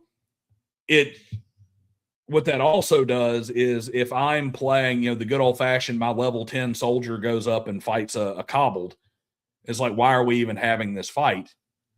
Well, I'm probably going to smash that cobbled out of existence pretty quickly because I'm going to very easily be beating him by 15 over. I'm essentially going to critical hit him over and over and over again. However, there's still that chance where we screw up enough that we just kind of like, there's almost no chance that cobbled gets that critical hit. But they might. Because of that gap. But he could. Right. And we only have 10 hit points. Exactly. It can be real nasty when that cobbled gets the critical hit. But yeah, so that was the mechanic I was referencing. When you're talking about the special abilities, the abilities there with the callings. Most of the martial classes are going to get, you have abilities that you essentially have access to at the beginning, and they grow with your level, whereas your spellcasters are essentially going to get abilities that they might have like a couple of base abilities that grow a little bit with their level, but they're going to gain more ability to create spells. They're going to gain more more flexibility with their magic as they continue to grow. Okay. Nice. So the idea is that your martial classes have abilities that grow. Your spellcasters gain new abilities as they rank up. Cool. All right. And so then the next step would have been buying skill ranks, which is, as an aside, because I know like you have like the 30, the D3, the D6, the D12. What is there any thought, instead of doing like, okay, this costs 5 points, 10 points, or 15 points, to make it 3, 6, and 9, and just changing the math a little bit? I could do that. I could go in and make the skill buying the 3, 6, and 9. The thing about it is like your 5s and 10s and stuff, they do work better in a like with math seated, I'm doing this crunchy math to put my character together setting. Whereas things that are multiples of 3 are more psychologically satisfying and more intuitive naturally. So when you're playing the game, being able to see things in 3s, being able to see things in those prime divisible numbers and whatnot, makes it more intuitive and thus faster for you to get, what you need in the game without having to go dig through rule books and stuff like that, and without having to try and do more complex stuff in the game. It feels more natural, which allows you to stay in the game better. At least that's the concept. In character creation, when I say, here's your 500 points, and you can spend these 500 points to buy ranks and skills when you're starting your character, and it costs 5 to go from 0 to 1, it costs 5 to go from 1 to 2, it costs 10 to go from 2 to 3, et cetera. It makes it a lot easier, and I'm going to use a dirty word here for some people, it makes it a lot easier for me to balance the progression of the character class in the way he needs to be balanced, which is as a representation in the mechanics of the game versus what he is in the world. Okay. I really tried to separate that, separate that idea of putting your character together as playing a game in itself. Playing the game at the table is intuitive and natural. Oddly enough, I think this game may actually be something that works extremely well in the 4D system. Yeah, there's a lot of systems that I think can work. I didn't read anything that jumped out to me like, oh, no, that doesn't work. If you can do pushing your rolls in 4D, that was the only thing that I was like, I don't know, but we've done it before, so whatever. And then you have tables in here for like how much AP it costs to upgrade your skills. Obviously, basic skills cost the least, specialized skills cost more, and then upgrading your calling costs the most, I believe. Yeah, by a considerable amount. By a considerable amount, yeah. And then I did not get to equipment at all, but I think that's more GM scenario setting equipment dependent. Plus, I haven't really gotten to equipment either. If you look in the Discord, I have like I saw a third of a weapons list is about all I've got in there so far. I did, just to give you sort of experience with you having to go learn a new game. When you were talking about like weapons and skills, what to do with that, just to give you an idea, not that you have to implement it, I'm not sure it would work in this game, but just as an aside, in Mithras, the way they kind of changed how it worked with weapons from like RuneQuest, because it came from RuneQuest and BRP, where in RuneQuest it's like, okay, you had your longsword skill, you had your axe skill, you had your longbow skill, where in Mithras they have combat styles that encompass usually 3 to 4 different weapons. And so say you're like we've been talking about the Mongolian horse archer, right? So your Mongolian horse archer, you have your compound bow, maybe you have a side sword. I'm not really sure everything they had with in their kit, right? But you would have like the Mongolian horse archer combat style, and that encompasses all of those weapons. And then if you were using a different weapon that maybe you're not familiar with, like you're using a crossbow instead of your compound bow, you could still use that skill. And remember, this is a D100 system, so it works a little bit different. But you could still use that skill, but it would be at a higher difficulty. So it's just something that would be interesting. Definitely something to play with. I'm going to give you the. We'll do a quick rundown on what these final characters look like here in a second, and I'll give you the last word on my system because we got about 30 minutes left in this stream, and I want to definitely talk some about your gaming history, because you are my guest here. But for right now, let's take a quick. You're my guest. Talk about my game. Hey, that's why I came here. But we're gonna scroll through real quick here and check a couple of these chats real quick. These regular chats. Let's see here. Oh boy, crap bones on here. He doesn't like rolling initiative. It's whatever Bloney is. I was about to say I've never heard Bloney before. I think maybe Bologna. He means Bologna, but yep. I don't know why it's so hard for people who's just do initiative by who's taking initiative in the situation. So in other words, the loudest mouth at the table gets to go repeatedly first. The most aggressive role player. If you would restore a 2-door 71 Galaxy 500 with a Windsor, at least he said Windsor and not Cleveland. If you're going to pick a 351, the Windsor is definitely the better of the two engines, in my opinion. Buy everything you sell 5 times over just for a chance of winning that thing. I will tell you this. If I find one, I most certainly will. I got the Dodge Dart. I got to get it down here, which, I mean, it takes a lot of money to ship a non-operable car across the country. It really does. So it is slow going at the YouTube, how much ad revenue my under 1,000 sub channel makes rate. And the, like I said, Mercurius gave us, he gave us an Australian dollar closer. But if I find one, I will most definitely do it. And here's the thing, I would seek one out. If it came to it, I'm not above saying, hey, look, there's a great deal on Bring a Trailer, and I will bring a trailer. So let's see here. Some others like, yeah, did you say pen? Yeah. We do have the pen world, the pen war. Do something you'll never do again. Yes. Well, I remember whose stream was it you had to explain the get in the truck moment to? Oh, get in the truck moment? I can't remember. Was it on GMI you were explaining it? Yes, I did describe that on GMI. I described that over on Game Master Insight. The short version is a get in the truck moment is you do something by accident that's extraordinarily cool, and there's no way in hell you will ever duplicate it. So what you do is the second you pull it off, you say, well, guys, I got to go. Everybody get in the truck. We got to get out of here before somebody asks you to do it again. There you go. My own personal get in the truck moment, I was out at the shooting range one day. I pulled my 45 high point pistol. This is a $120 pot metal pistol, blowback operated. Anybody who knows anything about guns knows what a high point is. It is a gun that is so cheap that it, being latched under the underneath the spare tire of my truck is not something I'm concerned about, because if it fell off and bounced down the highway, I mean, who cares?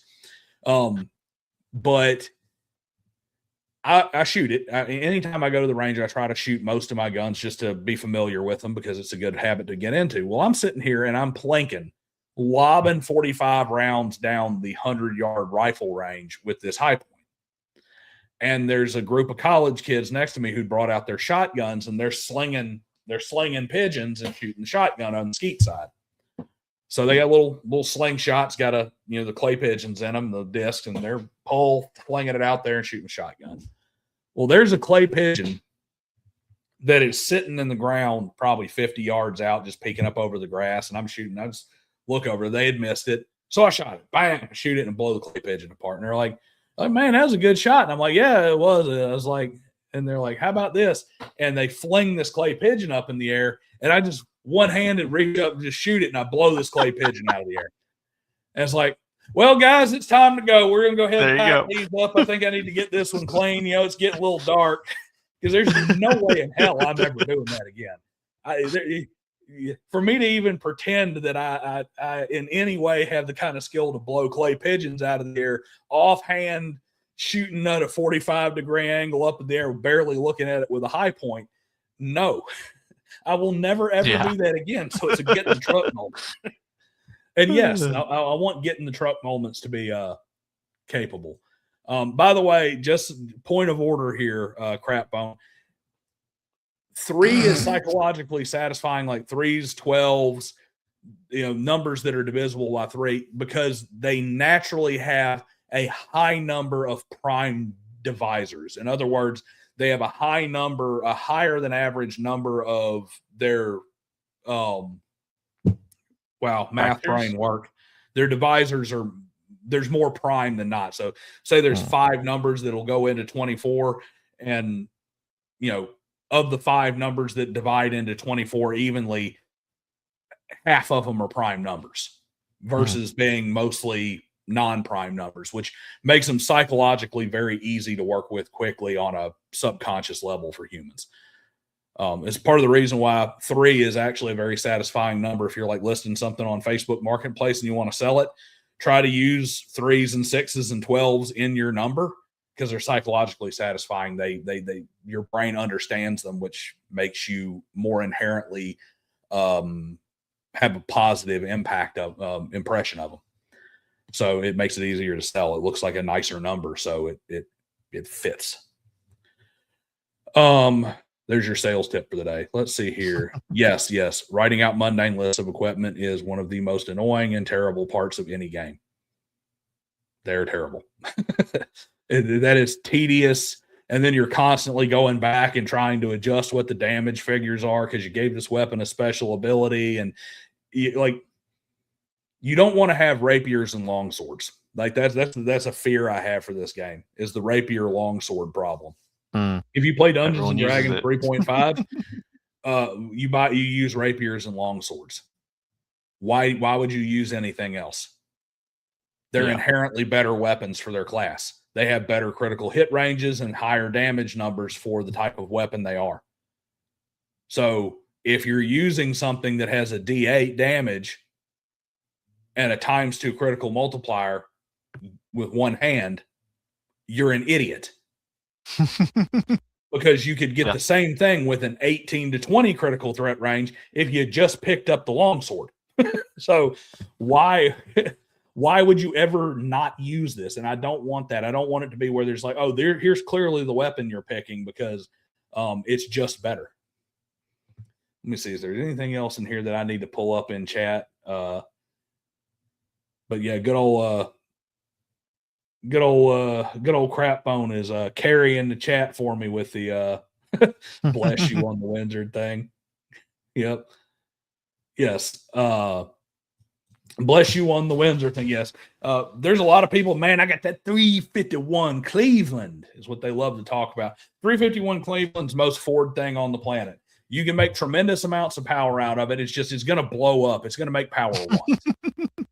Whereas with the Windsor, I can make it make decent power and it'll keep making it every time I turn the key. And it won't blow the heads through the roof. So, I'm not going to end up with dents in my hood from the explosion. But Cleveland's like to drop rods. They like to sling rods and blow holes in the side of the block. People like them because you can make cheap, easy power doing stupid stuff with them. But they blow up. So why would you ever use them? Because they have oil issues. So that's enough of that. Thoughts on the game, and then we'll get to talking about some 4D and stuff. Yeah, I thought it was very easy to understand. Maybe it's because of my background, but it definitely was. It was written plainly. I did enjoy all of the, and maybe in a written out book, people would complain about it, but I enjoyed reading the sort of the design notes. I guess how I would describe it for why things are a certain way. Why how is an origin supposed to work? Maybe in a fully fleshed out game, put that at the end of the origin chapter so that the choices are there, easier for people to jump into and then get into nitty gritty later on. Yeah, I think that's kind of an artifact of my original vision. My original vision was you buy the system and it comes with Dreaming Dark setting or Dreamless Dark setting and Cyber City Dodge setting. Comes with them as like a package unit. Because the idea is I want you to be able to make your own game and setting. I want you to be able to customize this for what you want to run. Here's 2 examples of how to do that. I may have to break that back and just sell it as here's the Dreamless Dark game. In which case I will have to pull that back and make sure it's like an appendix or something. You could do like the Dreamless Dark game and then have sort of like, how BRP has the golden book, have something like that, where it's like, this is, I guess, just the mechanics. Here's just the mechanics. And that may be the way I do that because there's some people, some people buy games for the settings and some people buy games for the mechanics. And I think GMs eventually get to the point where you're describing where it's like, I just want something I can use. Tell me how I can play whatever I want with this, because I keep getting sick of I want to play Star Wars and now I have to convince my whole table to go buy the damn Star Wars game. Exactly. Look at this. Push rods are cheap. Yes. Compared to other engines, yes, push rod motors are cheap. But there is nothing cheap about when said push rod goes through the side of the block. So, let's do this real quick. Just out of curiosity, when you were buying skills and whatnot, about how many skills did you end up kind of buying points in? So I think I focused more on the basic skills because I didn't realize like where you would get the specialty skills. So I, other than the ones like the pilot ship and ritual where I didn't know their base, I just kind of left those alone. So I focused more on the basic skills. Did you And do like, hey, I got 5 or 10 skills that I put all of my 500 points into and bought them really high, or did you space it out across a bunch of them? I focused more on like what I viewed as more like resistance skills. So like endure pain. I focused on that one. Um, there was another one. Wrestle. I focused a little bit on that one, and those were the only two that I was like, oh yeah, those are like resistance skills. And then the rest, I just kind of like, okay, I will kind of let those kind of, I guess, what's the word? Similar to what I did with the attributes and just kind of equalize them. And then I focused, of course, on the few specialized skills that I had. So, So like pilot ship and ritual and lore nobility. because I don't think I bought, me personally, I did not build any skill up to over rank 5 personally to start with, Yeah, it but gets I expensive. have. Say what? It gets expensive, It does get expensive. That's the point. which is the point. Yeah. 3, 4, 5, 6, 7. I do have like, looks like I've had 8 skills though that I had at rank 5. So I didn't go up to anything like 6, 7, 8, 9. And of course, they go all the way to 20. No, So, most of mine were low. They were like 2 or 3, barring the ones that I focus more on. yeah, I have some 3s and 4s. I have a couple of 2s in there. Like basically, because my character had like a really low intelligence, or why do I keep saying intelligence? Probably because I have int in there as the suffix, but at a really low intellect. So Mhm. I didn't really focus on it. I kind of looked at it. I'm like, all right, I'm Savage Spirit Crusader. So here's the wild man that came down out of the mountains and decided that to dedicate his life to the church. Yeah, he can't read the Bible, but he knows what the preaching is. So his Mhm. like even his skills, like his focus skills, like lore nobility and whatnot, he had no damn thing about nobility because Yeah. he didn't come from the ranks of the knighthood. He came from the hills.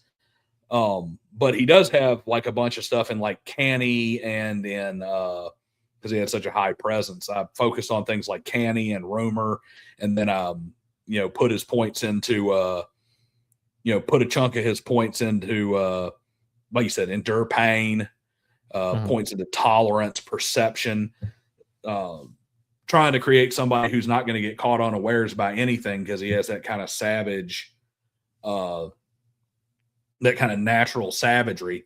And did you have any AP left over, or did you spend it all? I optimized to spend it all. I actually finished this one with 10 points left over that I can Okay. save up for dumping into skills later. I don't know if maybe I skipped over it. Like I said, I was trying to read it all pretty quickly. Maybe call out that you can save them. Well, yeah, because you have to. Well, actually, I don't think I got to the point where I started talking about like how many, how much AP characters should earn for different things. Mhm. Because the idea is, and that is a good point because particularly for your gamer class, I guess we'll call it your gamer folks, we all are very used to, oh, I get experience points, I get a level. Mhm. And in this, it's no, you earn currency to spend on improving your character. And yeah, you can keep currency in your wallet so you can save up. Mhm. You don't have to buy what's on the table. You can save and buy something nicer later. And you have to if you think about it. If you when you start getting higher levels and you're talking about I'm getting towards the end and I've been playing this character for years and I'm buying level 19 and level 20 skills. Mhm. I mean, they're expensive.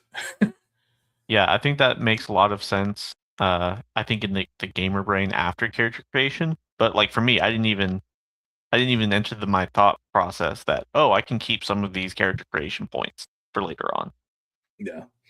That's something I definitely need to put in there is like, hey, because I think where it would naturally play out if you're playing the game is you're going to get to the point where if the book says that like a difficult mission should, award like 200, 200 AP, and I complete a difficult mission, but everything that I have that I would ever want to spend anything on is more than 200 AP, it would make sense that I can set that aside and have multiple missions where I build up my pool and then spend it. Yeah. But absolutely, you're 100% using, I can use my own, my own words against myself and say, I need to make that idiot proof. I think we got some custom, some questions for you there. Look at old Elf asking you what the golden book is. Yeah, he got it right. He says, I guess it's the BRP UGE. Yeah, it's that one. It's the older version, but yeah, that's just kind of what people call it. Like saving up XP rolls in Mithras. Yep. It sure is. So now, even though we've kind of touched on it a bit, tell us a little bit about your role-playing history. What ended up landing you on Legion of Myth and deciding you wanted to be on camera for any reason? I just like the sound of my own voice too much. No. I mean, like I said, when I was on GMI, I started role playing in 2020 during the pandemic. Just my friends wanted to play D&D, so we played D&D 5th edition. Played that for a while, and then quickly got, the reason why I got tired of it is because it wasn't balanced, and my gamer brain was like, I need something that's better. I need something that's more balanced, that where my decisions matter more. Because I am perpetual. I want to play man with stick against the world. But if you're playing D&D, it's like, well, you can be the fighter all you want. That's never going to be necessarily better than playing as a wizard or a cleric. My first character was actually a cleric, but that led me to look at more RPGs. And funnily enough, I ended up landing on Mithras, which is a game that does not care about balance whatsoever. I guess somewhere during my journey, I was like, you know what? I actually don't care. I just want to have a fun and believable roleplay experience. And so I landed there. I've played, like I was telling you, Call of Cthulhu. I actually have played the Avatar Legends powered by the Apocalypse system. It was just like, pew! I bounced off that so hard, dude. And I love Avatar. I love Avatar a bunch, but it just that I did not like that system whatsoever. I'm not a huge fan of Powered by the Apocalypse. It's a popcorn Saturday game. It's like a party role playing game where it's anything powered by the apocalypse, like say like Monster of the Week or anything, it's great for, hey, I got a bunch of people together and we're going to do this role playing game thing, and I need something stupid simple. But I mean, there's no such thing as a Powered by the Apocalypse campaign that lasts more than like 5 sessions. Yeah, they just don't do it. They're not built for longevity. It definitely was not what I was looking for. And like you're saying, I think they're more geared to that kind of almost like 3-4 shot type of campaign. So how did you land in the 4D camp? Because just like the Bro SR style of play, and just like the just like that Bro SR style of play, the 4D camp has the same problem that I see, is they are not built for long-term campaign stability. And I was on GMI talking to Mr. Max, who has kind of picked up the torch from Shauner as the standard bearer for the 4D role-playing movement. And he and I've had several very good discussions and good interactions there on GMI. But he even said it himself. He's like, I don't care about that. It's like, I don't want to play a game that's more than 5 or 6 sessions. I don't want to have a lengthy campaign. He's like, I don't care if it doesn't last. So it's like, yeah, but I have people who are completely committed to playing at my table, because even though they probably would have cut out this hobby for something else 5 or 6 years ago, they're not going to give up the 5 years that they've been playing that they've been playing in this campaign, this world that they're just as much a part of as anything else. Mhm. Yeah, And then you have people and like I'm also RPG Pundit. interested. Yeah, Oh, Pundit. sorry. Yeah, go ahead. I was gonna say you got people like RPG Pundit, who's got a game that's literally been going on since the '80s. Ooh, nice. So I think his World of the Last Sun campaign started in like 1987. Yeah, I think 4D as a concept, as a style, is extremely young. And I'm actually putting together a Mythic Britain campaign. It's a Mithras campaign setting, specifically because I had seen that. I don't think I had seen that debate with Mr. Max, and then some people, talking about, well, it doesn't hold up for long-term campaigns, and I don't actually know if it does. And I think it makes sense, the criticism, because like one of the big things with 4D is co-creation, right? And so it makes sense. Like, well, if everyone's co-creating all the time, even though everyone's on the same wavelength, trying to, they agree on a tone and something, no one can read each other's minds, so they might co-create something that doesn't work. It might contradict something from before, right? And so I think that argument has merit. And so I actually want to run a game specifically to test that out. It's like, can we run a long-term campaign, not just like, oh, maybe 9 sessions, 7 sessions. I want to run like years-long campaign with that, right? Yeah. And so I do want to test that out. Maybe it's because of life, but I've not had even before playing 4D, I hadn't had the chance to play in a long-term campaign, minus the couple I had played beforehand. I think I was in a 3. I'm just gonna say 3 because my brain can't accept that it might have been 4. A 3-year campaign in D&D 5e, and I do enjoy those long-term things. They just kind of have to. They have to kind of have to be directed to have any kind of or they have to have a driver to have any kind of direction to them. Which and that would be we want to just go ahead and give you your chance to speak on them. That was one of my other major criticisms of 4D is in case you haven't noticed, by the way, I built my system and everything. Well, I started building my system anyway. I am like excessively and aggressively game master focused. Mm-hmm. That's one of the reasons why I say 3.5 is the pinnacle of Dungeons and Dragons. There is no better D&D system than 3.5. No, 1A. Sorry, Bill, if you're around here. Bill, if you're lurking in the chat, AD&D is not better than 3.5 as a game system. And the reason's because it is a game master toolkit. It's not my fault that there's a bunch of people who go in there and start playing in daddy's tool room and tear stuff up because they didn't bother to learn what they're doing. And they use the wrong tools for the wrong thing. But I'm very much a game master driven person. Because if the game master's driving everything, all the players have to do is show up, hook on, and there's one person who's making sure that the ship goes in the right direction. Everybody else just gets to party on the cruise liner. With me, 4D relegates 4D is almost, in the way I see it, like converting tabletop into a computer game, not in the number crunchy way, like some people accuse, say, third edition of being, but in the way of our entire concept is make the game master nothing but the underlying system that runs the base world. Everything else is created and decided by the players in there. Yeah, you can call it co-creation, but it's more like GM sit down and shut up while we make this world work. Thank you for being over there to adjudicate rules, but we're going to be the ones who do this. Just stay in your corner until we need some rules adjudication. Okay. I don't think I've ever heard that specific criticism before, but I guess sort of looking at your system, I actually don't think, and it's actually, I was doing it with Elf Hunter. We were doing a Why Mithras series. And there's many times in the Mithras book where it says, ask your GM about this, ask your GM about that, similar to like where your system has the GM will decide, what callings are available and like everything about that.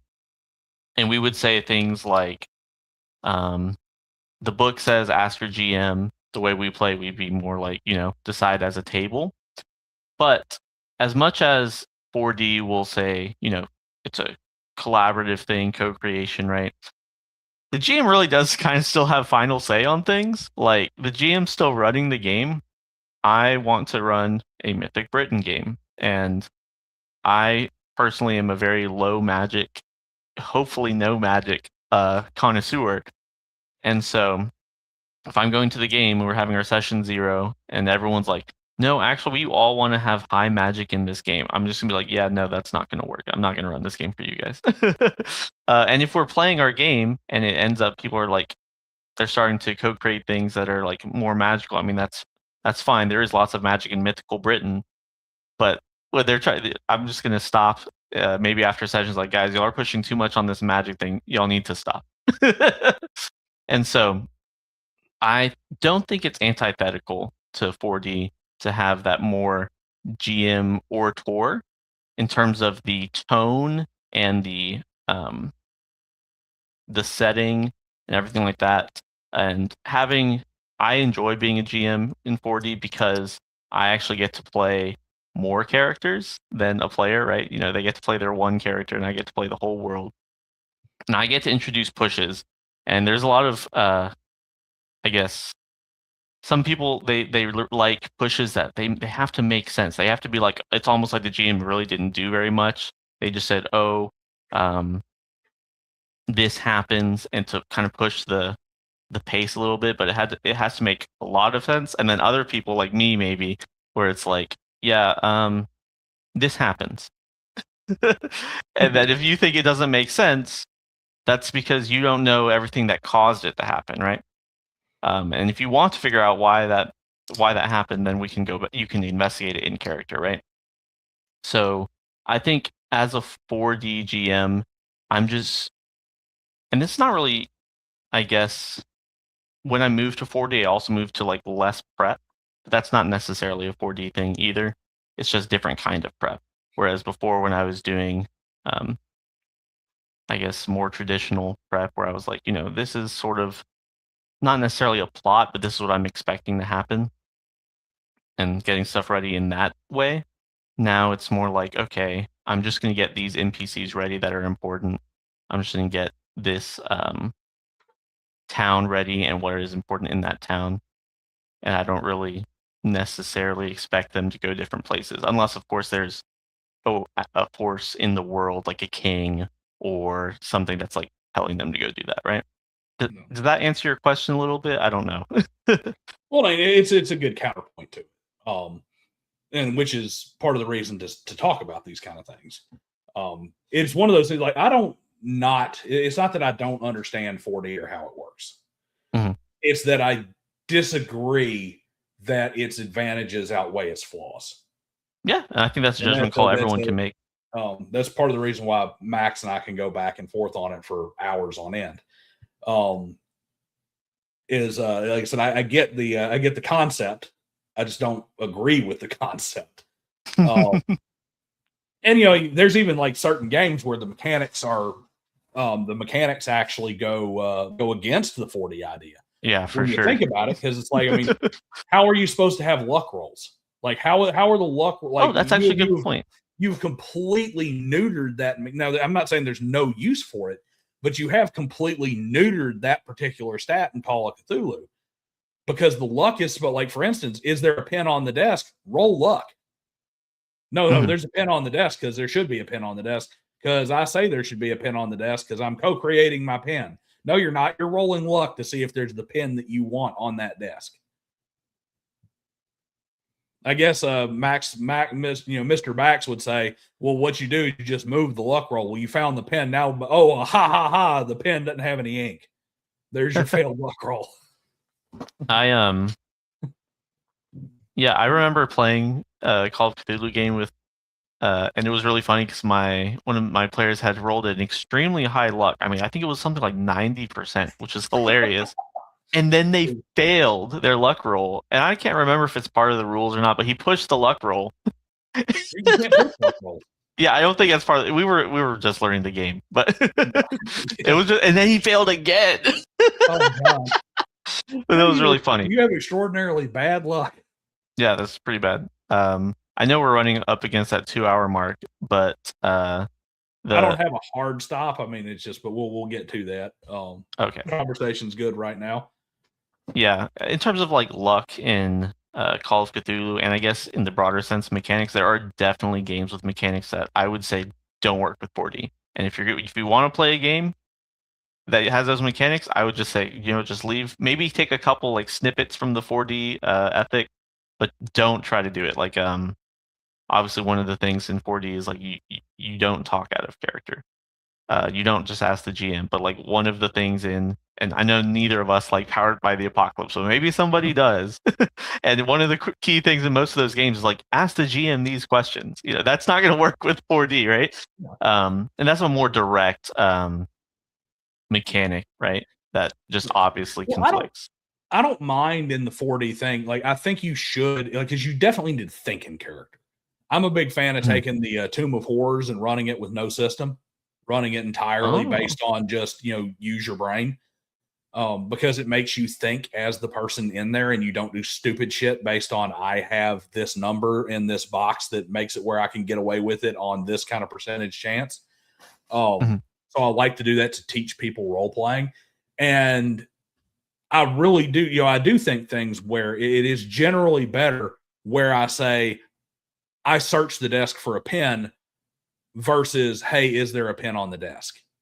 I do think it is generally better to make an in-character assessment where I can say it's like, I look at the desk I look for, yes, we are back to the pen, folks.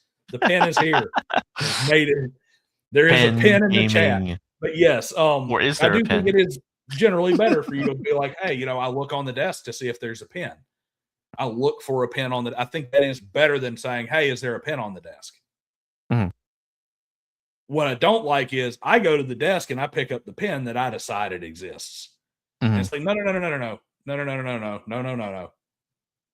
the GM. I'm a player. My agency is everything outside your character. Your agency is everything within your skin. So you don't get to tell me something exists outside. So, but yeah, look like they're going back with my luck roll and find the pen with no ink. That's literally what I just said. I don't know if he's just a little behind in the chat or if he said that. Actually, I just remembered, and let me. I don't know if this is going to add too much. Oh man, I'm getting called out. I think I actually had left a comment on that GMI debate, and let me actually pull it up real quick. It's not GMI. What was it? Legion of Myth.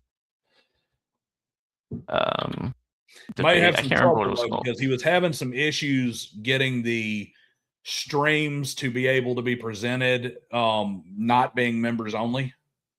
Yeah. Okay. I found it. We're good. So I did have. Let me just get your opinion on some of these situations that I thought of in my head as like, okay, well, say that there's not supposed to be a pin there for whatever reason, and someone co-created a pin. So, let's see. So I'll just read this because I don't want to say anything different. So, what are the reasons that there could be no pen, whether pre-planned or not? There could be very interesting reasons, maybe. And I just came up with reasons, not putting any words in your mouth. But maybe there's like a pen bandit who stole all the pens, or the entire office building or that desk is actually a mimic, or maybe pins literally in this setting don't exist, right? So I think those are all fine reasons for there not being a pen. What do you think? Well, I mean, they are. Of course, they're all patently absurd reasons. Of course, it doesn't. Just as a brief aside here, one of the things, this is a lost art, and I think and I'd love to try and blame it on the literacy problem that we have, like the real literacy, not the I can, sound out letters and make words literacy, but like I can actually understand things I'm reading outside of, with context and everything, true literacy. But unfortunately there's way too many people that I know learned actual literacy because, some of them are 70 years old, that can't get this concept, and online arguments have completely killed it. it irritates the piss out of me when somebody cannot leave off of the damn example. The reason you make an absurd example in an argument, like we're talking about the pen existing, no, the pen existing on the table doesn't matter. It's such a minor thing that it generally doesn't matter. We use something like that existing in the world because it's such an absurd example that we all know it's absurd, so we don't talk about the example. We focus on the general point. It's to divorce a nuance. It's to be able to focus on the nuance of the point, divorced from the example itself. We've made this so simple that there's nothing to argue about over here. Let's focus on the concept as opposed to the actual pen. And it seems like people have completely lost that ability to do that. Why was there a pen? Why does it matter if there's a pen on the table? It doesn't, dummy. It matters that the concept is whether or not you can create things in the game. So yeah, patently absurd examples like, oh, maybe their pens don't exist in this universe. All right, maybe pens don't exist in this universe. That's perfectly acceptable. Why not? Why not? That's the reason they're not there. It doesn't matter what reason I say they're not there. It's not there because the point is I'm the game master and it's my world. Mm-hmm. And I said there's no pen. The pen literally grew legs because a Cthulhu mythos creature infested it with the spirit of Nyarlathotep, and he got up and the miniature king in yellow with the highlighter walked across the deck. The highlighter became the king in yellow and he walked away. He's not there anymore. It doesn't matter. The reason is the purpose is because the game master said so for whatever his reasons are, because it's his world, whether there's a good one or not. So really what I'll go through the absurd examples because I thought, just some food for thought, some interesting things. So first one, like the pen bandit. All right, the GM secretly planned either in the moment or on the spot, or beforehand, that now there's a pen bandit, right? And so then there shouldn't have been a pen there, but there was. So that can lead to interesting things happening in the game. So now, like, okay, why does this NPC's desk have this pen on it? That makes them a suspect. Or maybe, obviously the players hitherto had no idea about this pen bandit. Now this is, it's bringing this this plot into the view of the game. And so those are just some practical examples of how the co-creation of the pen could kind of make the game a little bit better. It spices it up a little bit. Of course, I think it's perfectly fine for people to. I don't think it's at all an argument whether, hey, let's just not do the co-creation in this game. That's fine. If someone wants to say, hey, no co-creation in this game, I'm not going to be like, okay, yeah. That's something actually there was some discussion about on the 4D Discord, whether co-creation is required for 4D at all. We don't use the 1D, 2D, 3D, 4D anymore. But like they were discussing that, right? Where like you could have co-creation in a 1D game, a beer and pretzels game, right? Yeah. I'm sitting here having, drinking my beer, having fun with my friends. It's like, oh, and dude, there's like a rooster over there. Like I co-created the rooster. The GM didn't make it, but this is not all of a sudden a 4D game, right? Yeah. And so I think that even though it's definitely a large part of 4D games, I would argue that co-creation is not required for a 4D game. And that makes sense because from the interactions I had with Shauner back when he was still alive, the big thing that I always picked up from 4D was that the core tenet was always being in character. Mm-hmm. Now, I think so. There's a saying my dad used to always tell me that anything taken to excess is bad. As a matter of fact, 90% of bad things is simply something that's taken to excess. It's just a matter of determining what the level of excess is. For instance, the level of excess it takes to make, say, theft bad is extremely low. Theft is basically always bad. So it's always excessive. You could say it's the excessive access to other people's property. But water You drink enough water, you get hydrolysis poisoning, and you're dead. Yeah, Okay. right. Now, the excess water is an extremely high bar, but it's not that water's bad, it's that the excess is bad. And that's usually what I get to when I go to rules as written, when I go to like the Bro SR style, Braunstein style of play, their obsession, when I go to 4D, when I go to storytelling games, Pundit usually makes the distinction between story games and storytelling games. I'm a narrative game master, but I understand that there is an excess of narrative GMing. We call it railroading. Railroading is not a linear storyline. Railroading is an excessively linear storyline that is taking the linear storyline to the point that it intrudes on the player's agency. Exactly. So that's kind of where I look at 4D is like there's not really anything in the concept, even with co-creation. So we take it to, let's take it to, bringing it into a narrative game like I would run, hey, I look for a pen on the desk. Oh, yeah, you find the pen. You've co-created the pen. I didn't think there was a pen on the desk. I mean, I didn't ever give it two thoughts. And I see no reason for there not to be a pen on the desk. And there's an element of co-creation to that. Putting it there through not asking me, is there a pen on the desk, but saying I'll look for one on the desk. And then me as the GM either making you roll the luck roll or deciding if it's there or not. Then I have to deal with whatever you choose to do with that pen. But you do have a level of co-creation to it. The issue that I have when it comes to the discussions I've had involving the co-creation is that excessive level of, no. I said there's a pen on the desk, therefore the pen exists, and now you have to deal with it. To me, that's the excess of co-creation infringing on the game master's authority over the game or over the game world.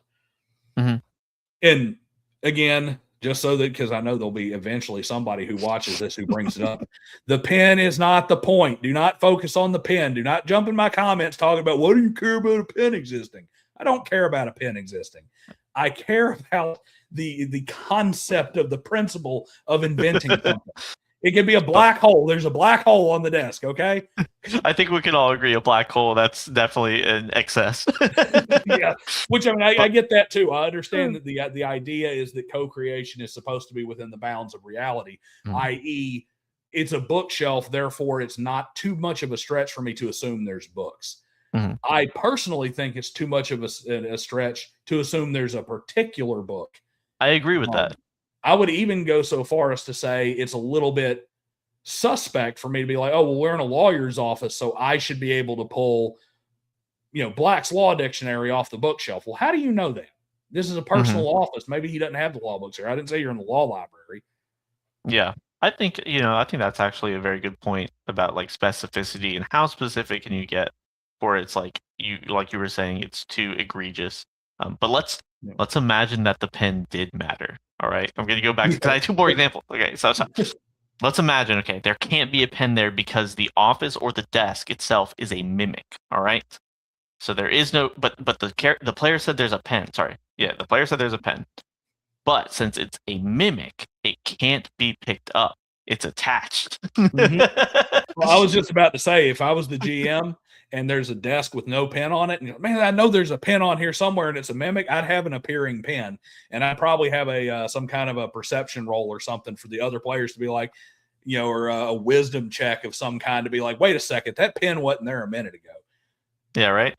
And so then they go to grab the pen and now the teeth appear from this desk as the drawer is open. And it's like, oh god, now the game is so now the game is in push forward. It's like, oh, now we're in combat. All I was doing is trying to pick up a pen, right? And then the last one, and these are just funny examples. What if there's no pen in a modern setting? All right. But I think this is actually, even though it's the most absurd, it's also the most ironclad reason why there wouldn't be a pen, because there literally is no pens in this setting, dude. That'd be like me playing in a medieval setting and be like, and then I walk up to the nuclear generator. Like, what? And once again, I think that there's a bunch of failings at this point. Like, guys, even though you're in a modern setting and there's no pens, it may be something that should have come up before then. But obviously, if it's a modern setting, there's some sort of writing instruments. And so maybe they reach for the pen and then you describe it as like a miniature wriggling basilisk, right?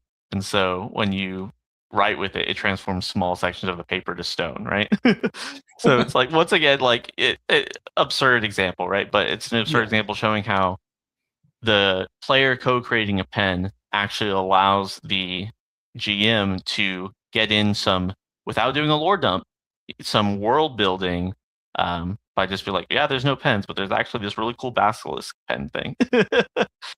You know, I mean, I could see that, and like I said, without obviously with avoiding the example, because we are, you like I said, you are using something that's completely absurd, but it does touch on something where it's like the player's character would not look for something that doesn't exist because they know it doesn't exist.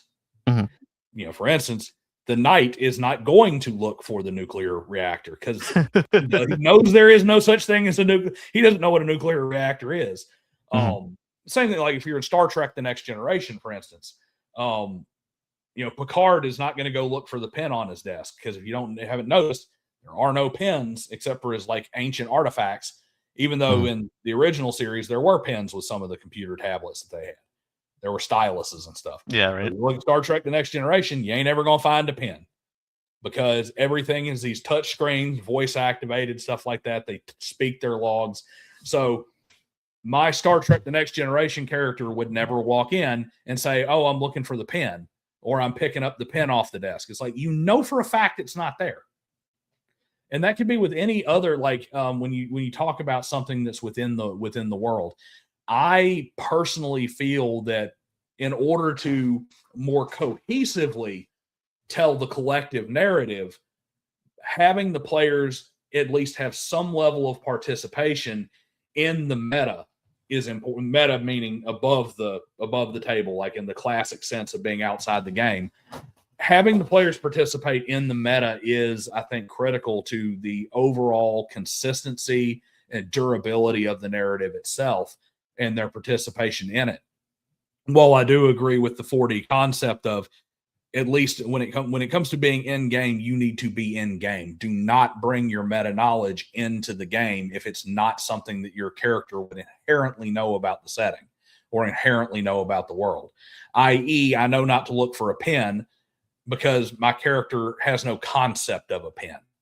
Mm-hmm. But at the same time, I'm not going to go whittle a tree to make a pencil because I, as a player, know that there's no pens, and now I'm about to invent pencils to become the big empire of this world because I'm going to be the almighty inventor of pens.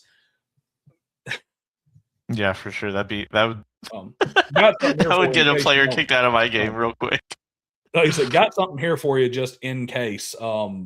I don't know if you've got this or not, but you need a copy of this. The Winter King. I've heard of this. Yes, this is the first book in the Warlord Chronicles by Bernard Cornwell. You need this. Okay. If you don't notice, this is a novel of Arthur. This is, first off, you need it just because it's fantastic. You want to talk low magic? He is a historical fiction writer. And this is the concept of what is the absolute closest we could have to the Arthurian legend as a real person who existed in post-Roman Britain. As a warlord who fought the Saxon invasions as a Briton in post-Roman Britain, in post-Roman England. And it has really great explanations for the magic. Oh, yeah.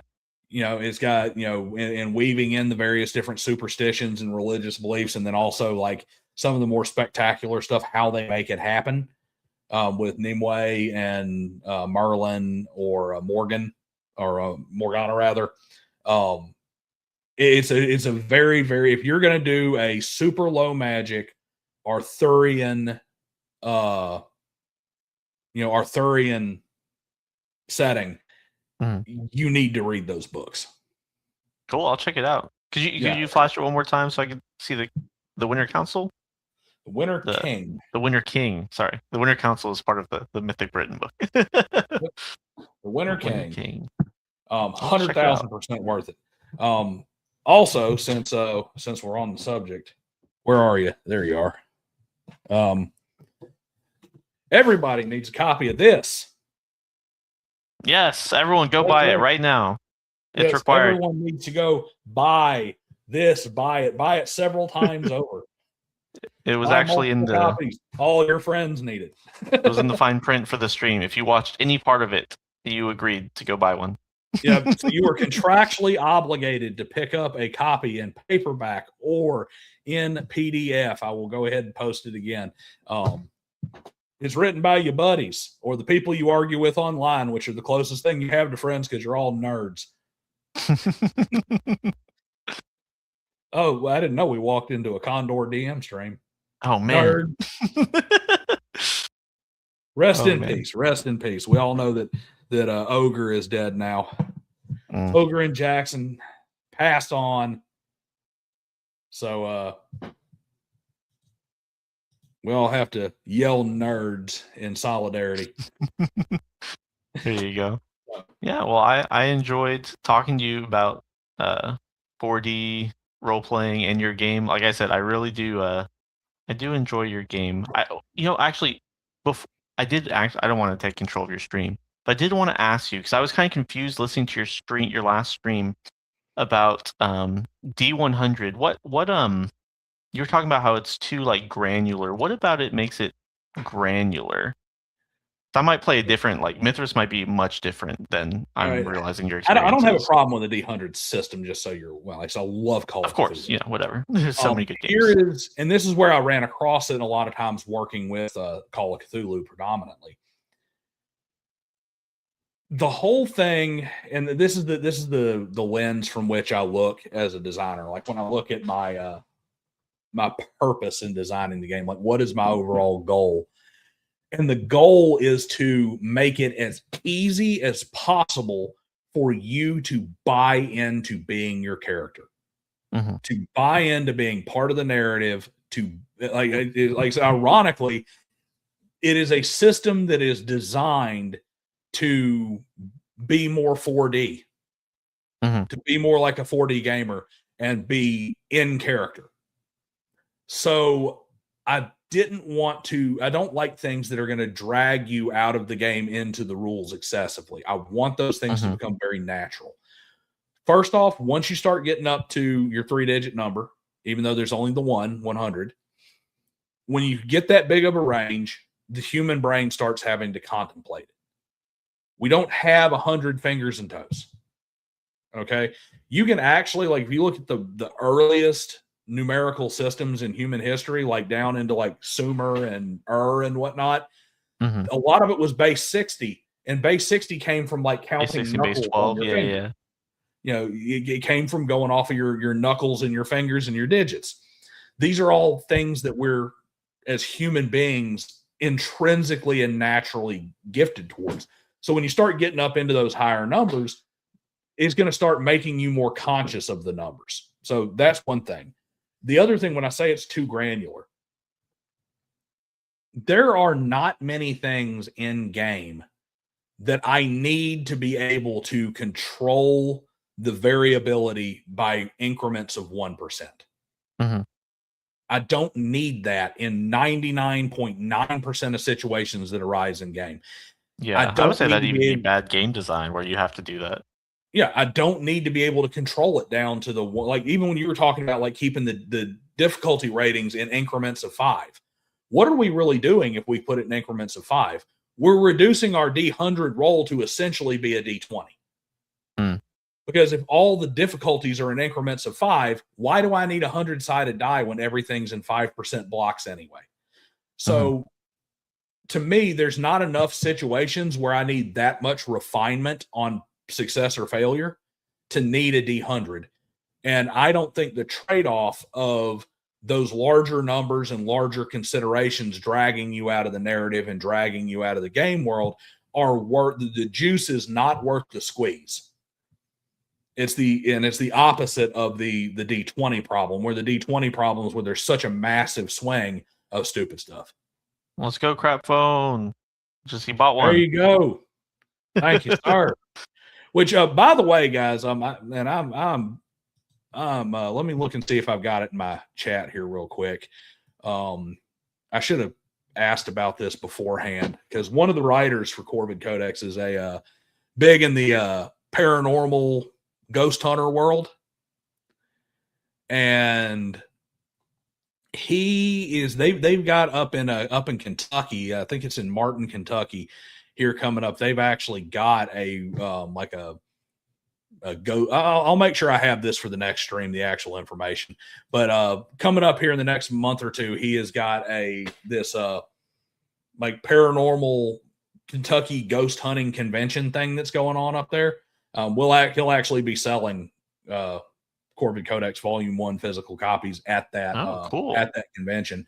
But I'll get more details on that for anybody who's nearby that near Kentucky, because that might be a cool thing to go check out is some of the paranormal psychology stuff. It's kind of funny. I've got two different guys that I have, somewhat close online relationships with that are both involved in paranormal ghost hunting and stuff.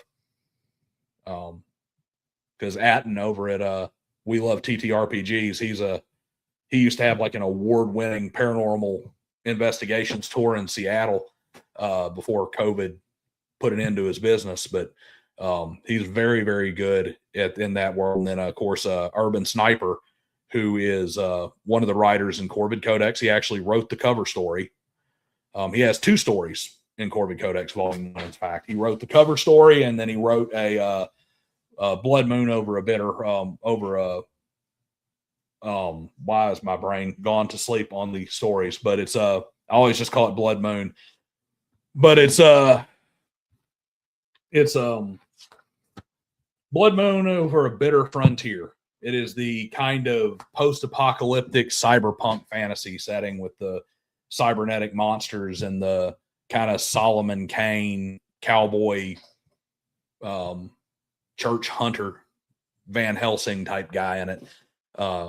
Which is a really cool story, by the way. Both of his stories are exceptional. But he does videos on Facebook and whatnot for ghost adventures and haunted houses and stuff in Kentucky that are it's pretty cool. So I'll make sure I get that stuff there. I'll make sure I get those details to you guys on my next stream, so that if you happen to be in the area, you can go check out the convention and get some cool ghost hunter story stuff going on, which that next stream will be the 28th, just so everybody knows. But anyway, I didn't mean to hijack my own stream back from you. But yeah, we were talking about D100s. Yes, D100 being too granular, and I'm like, at the end of the day, agree. Yeah, at the end of the day, it just comes down to, I think there's not enough situations where I need that level of control over the DR, that level of zoom in, so to speak. And it's just too much getting pulled out of the system for it. And then also, the 30 was picked for a very specific reason, other than the fact that I like the D30. Those numbers that are multiples of 3 that have those prime divisors, they're very, very naturally easy to grasp. They fit very well into your psyche. They speak to you on a very basic human level. You can see all throughout history, 30s, 12s, 60s, these kind of number systems cropping up in very early numeric systems for like record keeping and whatnot. Kind of like back in the day when we had to do things predominantly through oral and through oral tradition and through mental carving stuff into stone. So D100 doesn't fit that. So it also, and aside from just having natural drawbacks, I also lose this great natural advantage by going to D100. Mm-hmm. Yeah, I think I may have misspoke earlier when I said I agree about. I was gonna say I agree. You don't in the middle of a game, you should never be worried about a 1% chance of difference. Like that's just, dude, you're missing the forest for the trees. Yep. I do like, and I think it's probably in the same vein where you were saying for the skill increases and ranks and things like that, where it's in like base 10, like 5, 10, 55, 80, blah, blah, blah, blah, blah. Yeah. It's easier, I think, for me as doing game design to understand like what I'm doing to the system if it's D100, because we have it drilled into our whole life, base 10 things like percentage chance and stuff like that. But different D100 systems definitely do things worse or better. Like if I'm playing a D100 system that's adding like 21 or 36 or stuff like that, well, dude, this is not for me. But if I'm playing a system where it's like it's always just 20, like plus 20, minus 20, minus 40, minus 60, I think that's much better. And this is definitely, you have to do this for a game where all the math has to be beforehand. But like with Mithras, it's just when it's hard, your skill is 2/3 of what it normally is. So if it's a 66, now it's a 44, right? If it's formidable, then it's half. So instead of a 66, now it's 33. And then if it's in Mithras, if it's Herculean, then it's 10% of what it is. So instead of 66, it rounds up, so it's a 7. But I like doing that at the table is awful. Don't do that at the table. That's terrible. But you can do that all beforehand on your character sheet. So I like D100 in the sense that as a game designer, I'm more sure of what I'm doing. But I think that I've never seen a D30 system, so I'm excited to see this. I'm not sure. I'm not like a scholar of RPGs, so I don't know if this is the first time, but it's definitely brand new ground for me. So I would love to see it. It's a very, very rarely used die, and I don't Armor. Was that what it was? Armor, I believe, or Armory was a game that used it, but I don't believe it used it. I don't think I've ever seen the game system that uses it as the main die, but there's a handful of games that use them, and then I use them to modify and house rule D&D all the time. It's my critical fumble die. It's when you roll a fumble, I roll a D30 to see how bad it is. I will say this, and it's like it's kind of funny that gaming and game design is what brings this up, because it also brings it back into especially for designers, that side of nerddom that is very math brained and very engineering brained. It's the same thing as standard measurement versus metric. Metric is extremely good for getting a grasp of very big and very small things. That's why you use it for things like how far away is the next planet.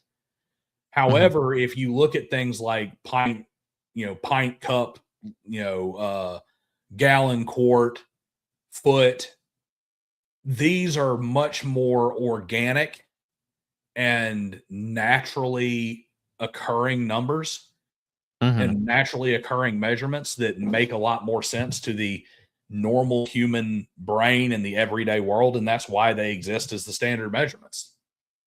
Yeah, going from a milliliter to a full fat liter is a huge difference, right? Yeah. I do generally like the metric system, but bro, specifically with Fahrenheit and Celsius, Fahrenheit is so much better.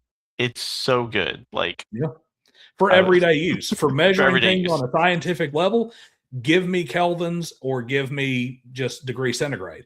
Yeah, but right. No, for everyday use, Fahrenheit's 100 times better. It's so much better. The difference between 1 degree Celsius is massive. My Canadian friend was like, "What's the difference between 71 and 72 degrees Fahrenheit?" I'm like, 1 whole degree. What do you mean? Fathers all across the country fight over this degree every day. They sure do. Nobody fights over 1 degree Celsius on their day. That's a big difference. That's a huge difference. It's a massive difference. It's like they will fight over it. That's more like the definitely people mad. That's more like the number that husbands and wives fight over is the 1 degree Celsius. Are you kidding me? Well, you got an 80 in here, right? Oh my goodness! How are you still cold? I'm rare. My wife asked me to turn the thermostat down. I was like, what? Very strange. Well, I think that is going to be about do it. We had you for an extra 30 minutes there, and I think we had some good conversation. Of course, you're welcome back anytime. Yeah, I enjoyed it. And I'll probably run across you at least once or twice on GMI. Which if we don't get more people signed up, like it looks like we're only going to have one episode of GMI this month because nobody wants to talk about mysteries, and I don't have a Friday. I can't spare a Friday night every week to be there. That's the tough thing. Yeah, Fridays are tough. But hey, maybe Max can just take a vacation. Maybe. Well, the thing is, I got my Thursday stream twice a month.